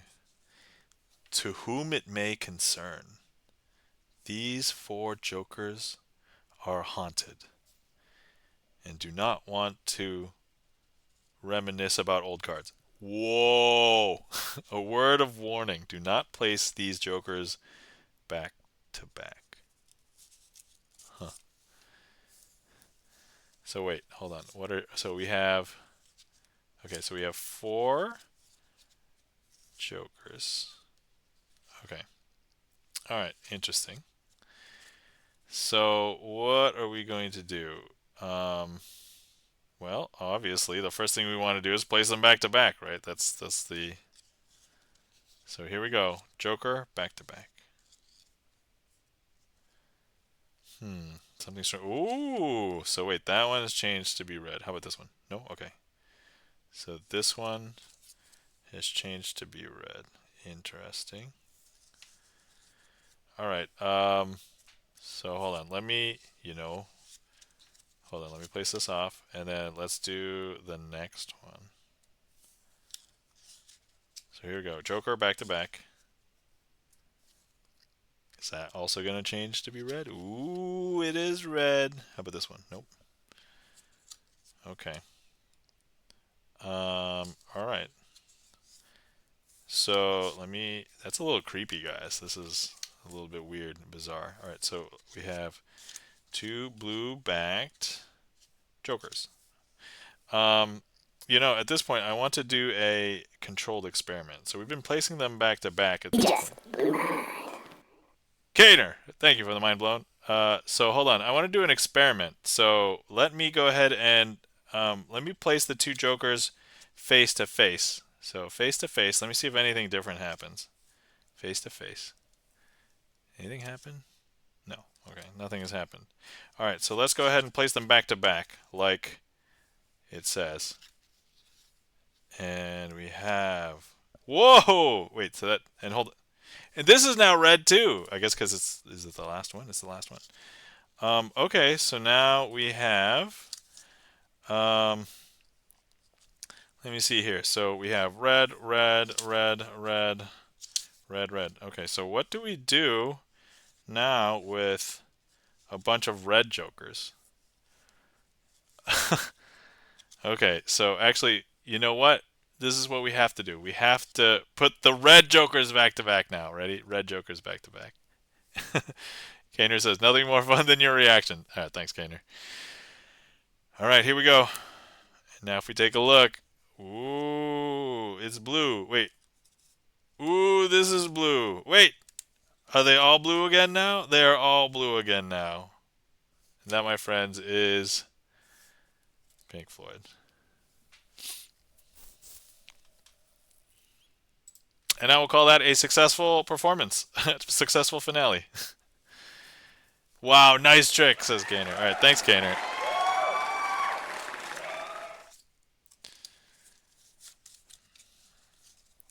All right, cool. So, thank you kindly for the claps and the applause. Kaner, Adamski Elders, Alstro Art, thank you kindly. Hopefully, E-Room, thank you. All right. Granny Q.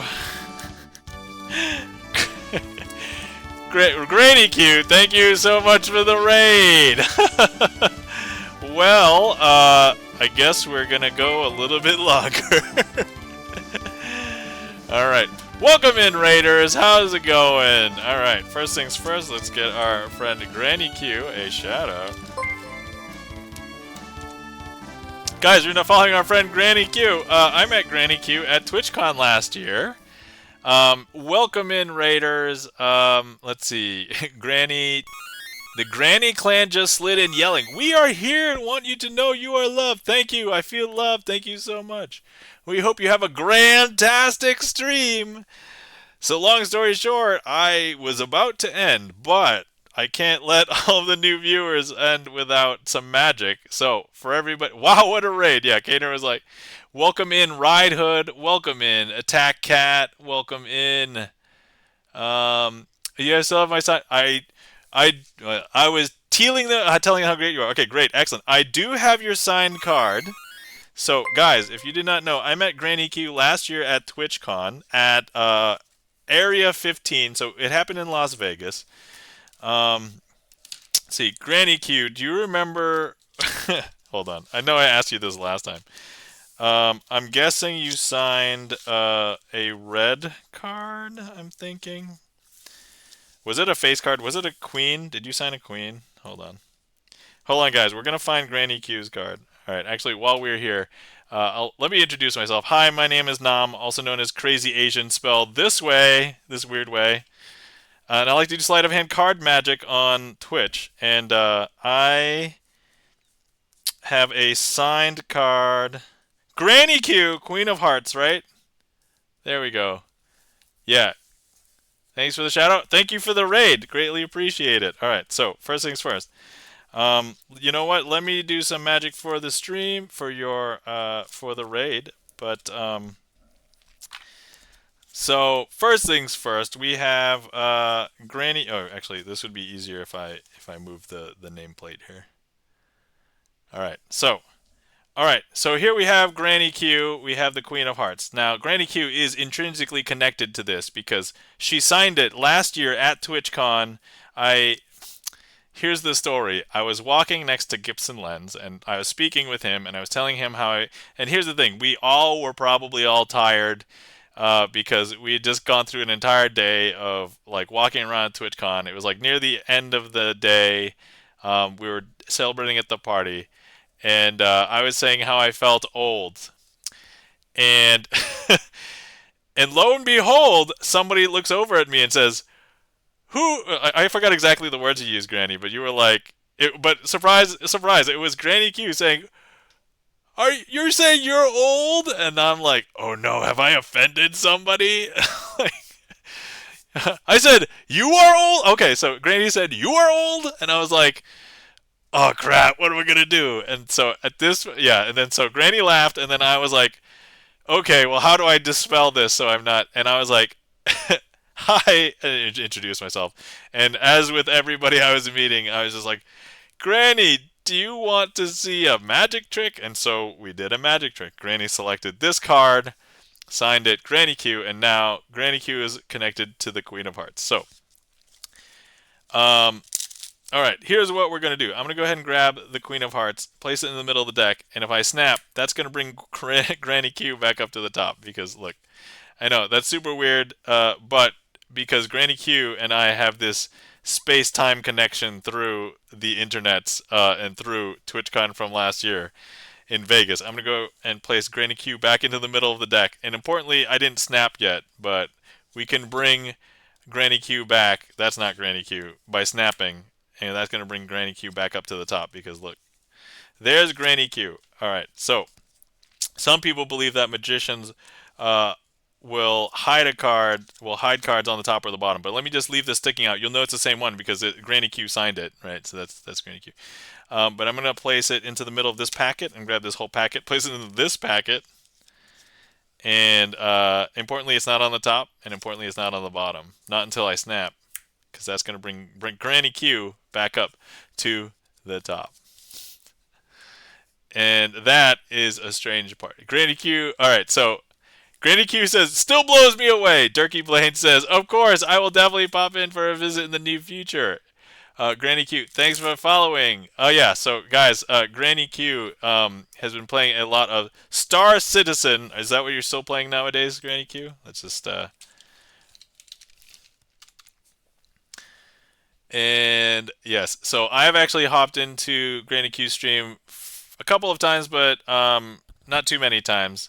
And actually, a lot of you probably know that I'm not really hanging out on Twitch as much as I was. But um, I've popped into a cooking stream. I've popped into a Star Citizen stream, and then I think I raided into a Star Citizen stream. So tonight I played Assassin's Creed. Awesome. So yeah, excellent. So it looks like Granny Q's playing different games. Excellent. All right, so let's see. What else should we do? All right, Granny, let's go ahead and find. You know what? Let's find all of the threes because what we're going to do is go back to Granny Q's past. And so here we have Granny Q and all of the threes. Before Granny Q was a granny, um, I'm certain that there were many suitors of Granny Q. And here they're all threes. Threes representing the fact that they were not tens, they were threes. So here we have, um, let's place Granny Q over here just for a second. However, all of these suitors want to try and get to Granny Q. However, what's going to happen is that Granny Q is going to know when these suitors happen to hop over to where she is. I don't know if you noticed, but now there's all sorts of suitors on top of Granny Q. But Granny Q knew ahead of time and did everything in her power to try and avoid those suitors because now she is over here. And all of the three suitors, or four suitors that were rated three, are all over here. Is that weird? That's super weird, right? Granny Q says, love it! Alright. Anyway, I hope that if this was true, that, they didn't give you too much trouble in the past. Granny. Alright, let's see. What else can we do with Granny Q? Turkey Blaine! Thank you for the mind blown. You hadn't seen that before, Turkey? Alright. Okay, let's see. What else? Alright, guys. Granny Q also, uh, and this is all plausible deniability, I'm sure was a bank robber. But the thing is, obviously, Granny Q is not in prison because she made it out. So, Granny Q says, sometimes I do Bueno Foods. I live in New Mexico, but Bueno is the thing. Yeah. Gasp! Yeah, right? So, look. So, look. Granny Q assembled an entire team. That team consists of the Queen of Spades, the Queen of Diamonds, the Queen of Clubs, and of course, Granny Q is the Queen of Hearts. Now, the important thing about this is that Granny Q was the ringleader. So Granny Q was the one calling all the shots. And here, Granny Q is going to tell all of the other queens what to do. So Granny Q says, all right, you go and look in the cash registers and empty all the drawers. You go look in the safety deposit boxes and empty all of those. And you go open up the vaults and take everything in it. And Granny Q is going to go ahead and remain um, on top of the bank as a lookout. So you can see Granny Q is still the lookout there. But look, Granny Q sees the feds coming, and they had a plan to get out. And so Granny Q says, hey, we all have to get out of here. And so they were all able to run back up to the roof and escape on their helicopter.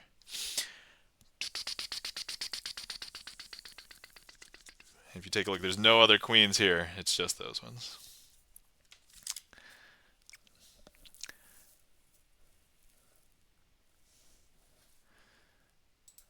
All right. Durkee Blaine says, Marylander here. I have been to Albuquerque and Santa Fe back when it was roughly 13 or so. Did a church project at Nazarene, Indiana Bible College. Got to visit a plateau. It was called Sky Village. It was amazing. Sky City. Awesome. Ride Hood has redeemed Premium Deck. All right. So, what we do with Premium Deck is that I do a trick with a premium deck of cards. I have an entire box of premium decks over here. Ride Hood, if you would like to choose a number between like 1 and 40, we'll just grab one of those in there. And we will do that.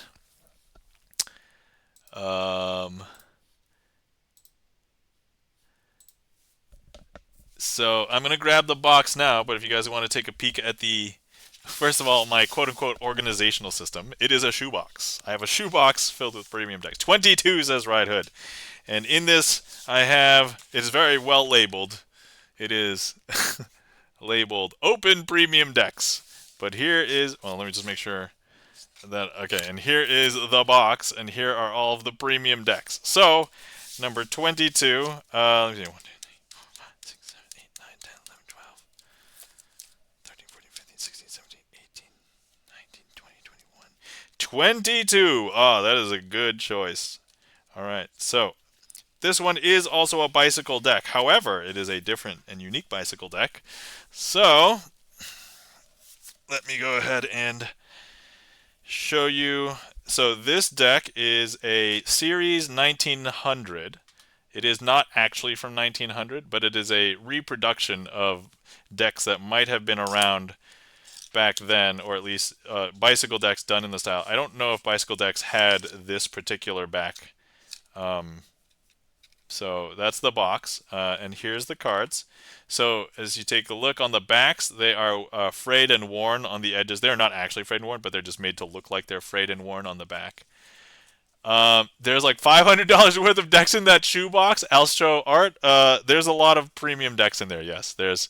Assuming each deck is like $10. I mean, hold on. There's like, and that's like cheap end $100. But some of these are probably like, yeah. I think the most expensive decks in here are like 17. Well, 17 when I bought them. Some of them might be more just because you can't find them now, and so they kind of appreciate. But I don't know, maybe like 25 or $30 at most for any of them. Gonna have to add that one to my collection. Oh yeah, so now if we take a look at the faces, so yeah, also kind of worn look, but they have the bicycle look to them. All right, cool. So also let me just make sure. Do we have any jokers in here? No. Okay. All right. Okay. Oh yeah, we do have jokers. Okay. Oh yeah. So here's a joker, and here is there should be two. Come on. So I've not actually used these that much. So these also feel like kind of fresh and brand new, even though they look old. But hold on, they might have the brand new deck smell to them still, which they do. Okay, let me see here. All right, let me prepare for a trick, and we will do this one with these cards. And so yeah, I have a lot of premium decks. So as we get through them, I do move them. So actually, if you've been here a bunch, don't choose like 1 through like 6 because those I kind of shove them to the front. So then we know like which ones we've seen more frequently. I should probably just push them to the back and then just tell people to choose the lower number. That way, we definitely get new decks every time. Okay, all right. So let's go ahead and do this. Do this. I don't need the jokers here. All right, and then boom, boom, boom, boom. Okay. All right. I think my most expensive deck is like 120 or so. Jerky Blaine, that is way too much. I'm not gonna lie though. I think I have a deck that's $100, but it is not one that you would ever use. So, um, but yeah, very cool. All right, so Gold Monarchs. Oh, okay, yeah. All right, I'll have to show off one of my decks, but that's not today. Okay. All right, so here we have the four kings. Let me introduce you to them. So, actually, wait. Um, oh yeah, so here we have the king of spades, the king of hearts, the king of clubs, and the king of diamonds. And what I want to do, and use them carefully, yeah. So what I want to do with these kings here is, so what I'm gonna do is with these four kings. 2, 3, 4. I'm going to turn two kings face up and leave two kings face down. So here is a king face up. Here's a king face up. And we're going to leave these two face down. So now if I collapse them all and turn them all face down, you would expect that you would see two face up and two face down. But if I snap, that's actually going to make them all face in the same direction. Because look, is that weird? That's super weird, right? That should not happen. Now I'm going to break a rule of magic. We're going to go ahead and turn, once again, two cards face up. So two kings face up, two kings face down. And once again, we're going to go ahead and collapse and turn it face over. You would expect that there's two face up, two face down. Until I snap. Look. Now they're all facing the same direction. Is that weird? That's super weird, right? Now, when I do a trick like this, it's normally like twisting the aces. And, if I hold the packet and give it a twist, I would expect that one of the aces would turn face up. But since I was using the kings, that shouldn't happen, right? Unless I magically turn one of these into an ace. Is that weird? That's super weird, right? But that's okay. Look, there's no possible way if I twist again that we would possibly get a second ace, right? Oh, no, we would. Okay, yeah. And then, so actually, hold on. If I just twist for everything, so here we have the ace of clubs, the ace of hearts, the ace of spades, and the ace of diamonds. That's bizarre. And now, if you were here, we could just spread. You could take a look at these. And some people are wondering, where the kings are. And to that, I would say, well, some people think that they're on top, and some people think that they're on the bottom. But hold on, let me just push these up. If we just spread, you'll see that they have swapped places with the aces because they are all right here. And that, my friends, is a successful trick with a premium deck of cards. These are the 1900 series bicycles.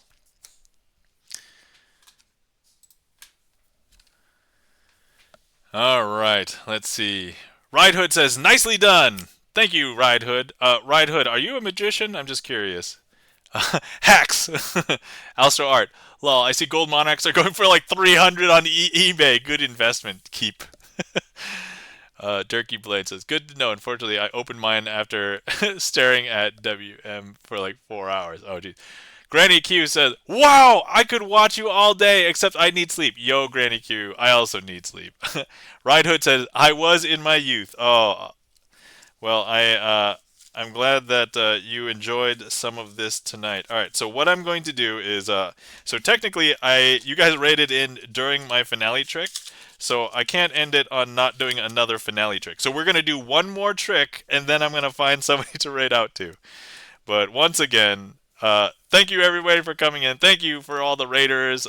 So we had ZD Major 7 and Granny Q. Thank you for bringing your communities over. Hopefully you guys enjoyed. Thanks for staying for a little bit.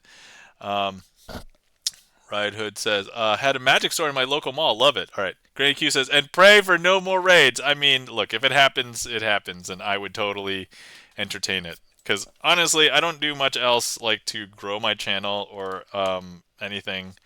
And I only stream once a week, so I'm like, all right, I just gotta take it whenever it comes. But anyway, if anybody wants to see more magic and I'm not around, please check out my YouTube channel. I have over 280 magic performances on my YouTube channel. So uh, thank you for anybody who wants to watch. And if you don't want to watch but you want to help me out, just go ahead and just leave it in a tab playing. All right. Okay, cool. So let's see. The trick that I will use as my finale, we'll do this one. Everything that you saw here today was sleight of hand magic, so none of it was black magic or sorcery or deals with the devil. But even if it was, I would claim this anyway. So Granny Q says, "You were in San Diego. I thought I saw you across the room, but I was slow moving." No, I was not in San Diego. I did not go to TwitchCon this year. So I was unable. Well, it's not that I was unable, but so I like to go to different conventions, and I chose different conventions to go to this year. So I went to Gen Con as my big convention for this year, and I did not go to TwitchCon. So bummer. Grandpa and I did. Oh, awesome! I'm glad that you guys were able to go, and hopefully you guys had fun. Yeah, if I go back to TwitchCon, I will let everybody know. Of course, like it would be silly for me to be like, I'm gonna go but not tell anybody. That seems silly. Um, all right, so this will be the last trick, assuming A, I don't mess up, and B, we don't get it rated. So, all right, okay, here we go. We can't let people, and also I have work tomorrow as well, so I shouldn't stay up too late. All right, here we go. So this is a trick called Days. All right, first things first, I found this weird packet of cards. Now we have a six of diamonds, we have a queen of clubs, and then we have four other cards. But let me show you a weird property. If I show you from the back, they look normal, right? But if I was to turn them over, you'll see that immediately they are weird because they have backs on both sides. Is that weird? Oh, actually, except for this one. This one's super weird because this is like how the cards come back from the factory after they have a back, but they don't have a face. But here, with these double-backed cards, there's something strange. If I actually hold them over one of these cards, like if I hold them over the six of diamonds, something strange is going to happen. Actually, all of the cards will become six of diamonds. See, one, two, three, four. Is that weird? That's super weird, right? Okay, so let me go ahead and hold these cards over the queen of clubs. So look, if I hold these cards over the queen of clubs, something strange happens to them. We know that some people who perform this trick, they would say, oh, look, the queen of clubs has jumped up to the top. But no, that's not the case. We know what has happened. all of the cards have changed into Queen of Clubs because look, one, two, three, four. Is that weird? That's super weird, right? That shouldn't happen. A little bit weird. But we can still see that they are Queens of Clubs right now at this point, right? However, I have this very strange card, and this is the part that's going to get people because um, when I turn it over and the blank back, or sorry, the blank hits it's going to be weird because look, now they're all blank. See, one, two, three, four. Is that weird? That's super weird, right? And now some people at this point ask to see the backs, and I would say, yeah, of course you can see the backs here. One, two, three, four. Is that weird? That's so weird. And that, my friends, is dazed. And I will call that a successful second finale. uh, whew. Thank you kindly for the applause, Granny. Thank you kindly for the claps. Alstro Art, Ride Hood, E Room. Thank you for the applause. Durkee Blaine. All right, and with that, let's find somebody to raid. All right, normally I would probably stay, but it is also late for me, so I may raid and run. But let's find somebody to give y'all a good place to hang out for anybody who's still hanging out. Um, so good night, Crazy. Good night, Granny. Thank you so much for the raid. Thanks for bringing everybody over. Hopefully you had a great stream, and good seeing you. So thanks for coming by. All right, let me see where we can go because I'm not usually on this late. So normally I have already rated out by now. My pleasure, says Granny Q. My pleasure. I am happy that I was able to show your community some tricks. Good night, Crazy Asian. Elstro Art, thank you so much for the big emote. I forgot what I set them to, but it's not. Okay, yeah. Thank you so much for the bits for the big emote. Greatly appreciate it. All right, let's see. Where are we going to go? Normally, I like to raid musician friends because oftentimes, like music is like a performance art, magic is a performance art. There's not that many magicians, so I can't really raid into another magician as much as I would love to. Um, so let me see here. Let's go over to who's up. Actually, the one person I was thinking about, it does not look like that they're on, which is okay, yeah. Interesting. All right. Rated last week. Let's raid. Do you guys want games or music? To see a bunch of people who are doing games. Actually, how long has this person been going on? I have not rated this person like forever, or maybe literally ever. Oh no, there's an ad. All right. Let me see how long they've been going and if are they doing music.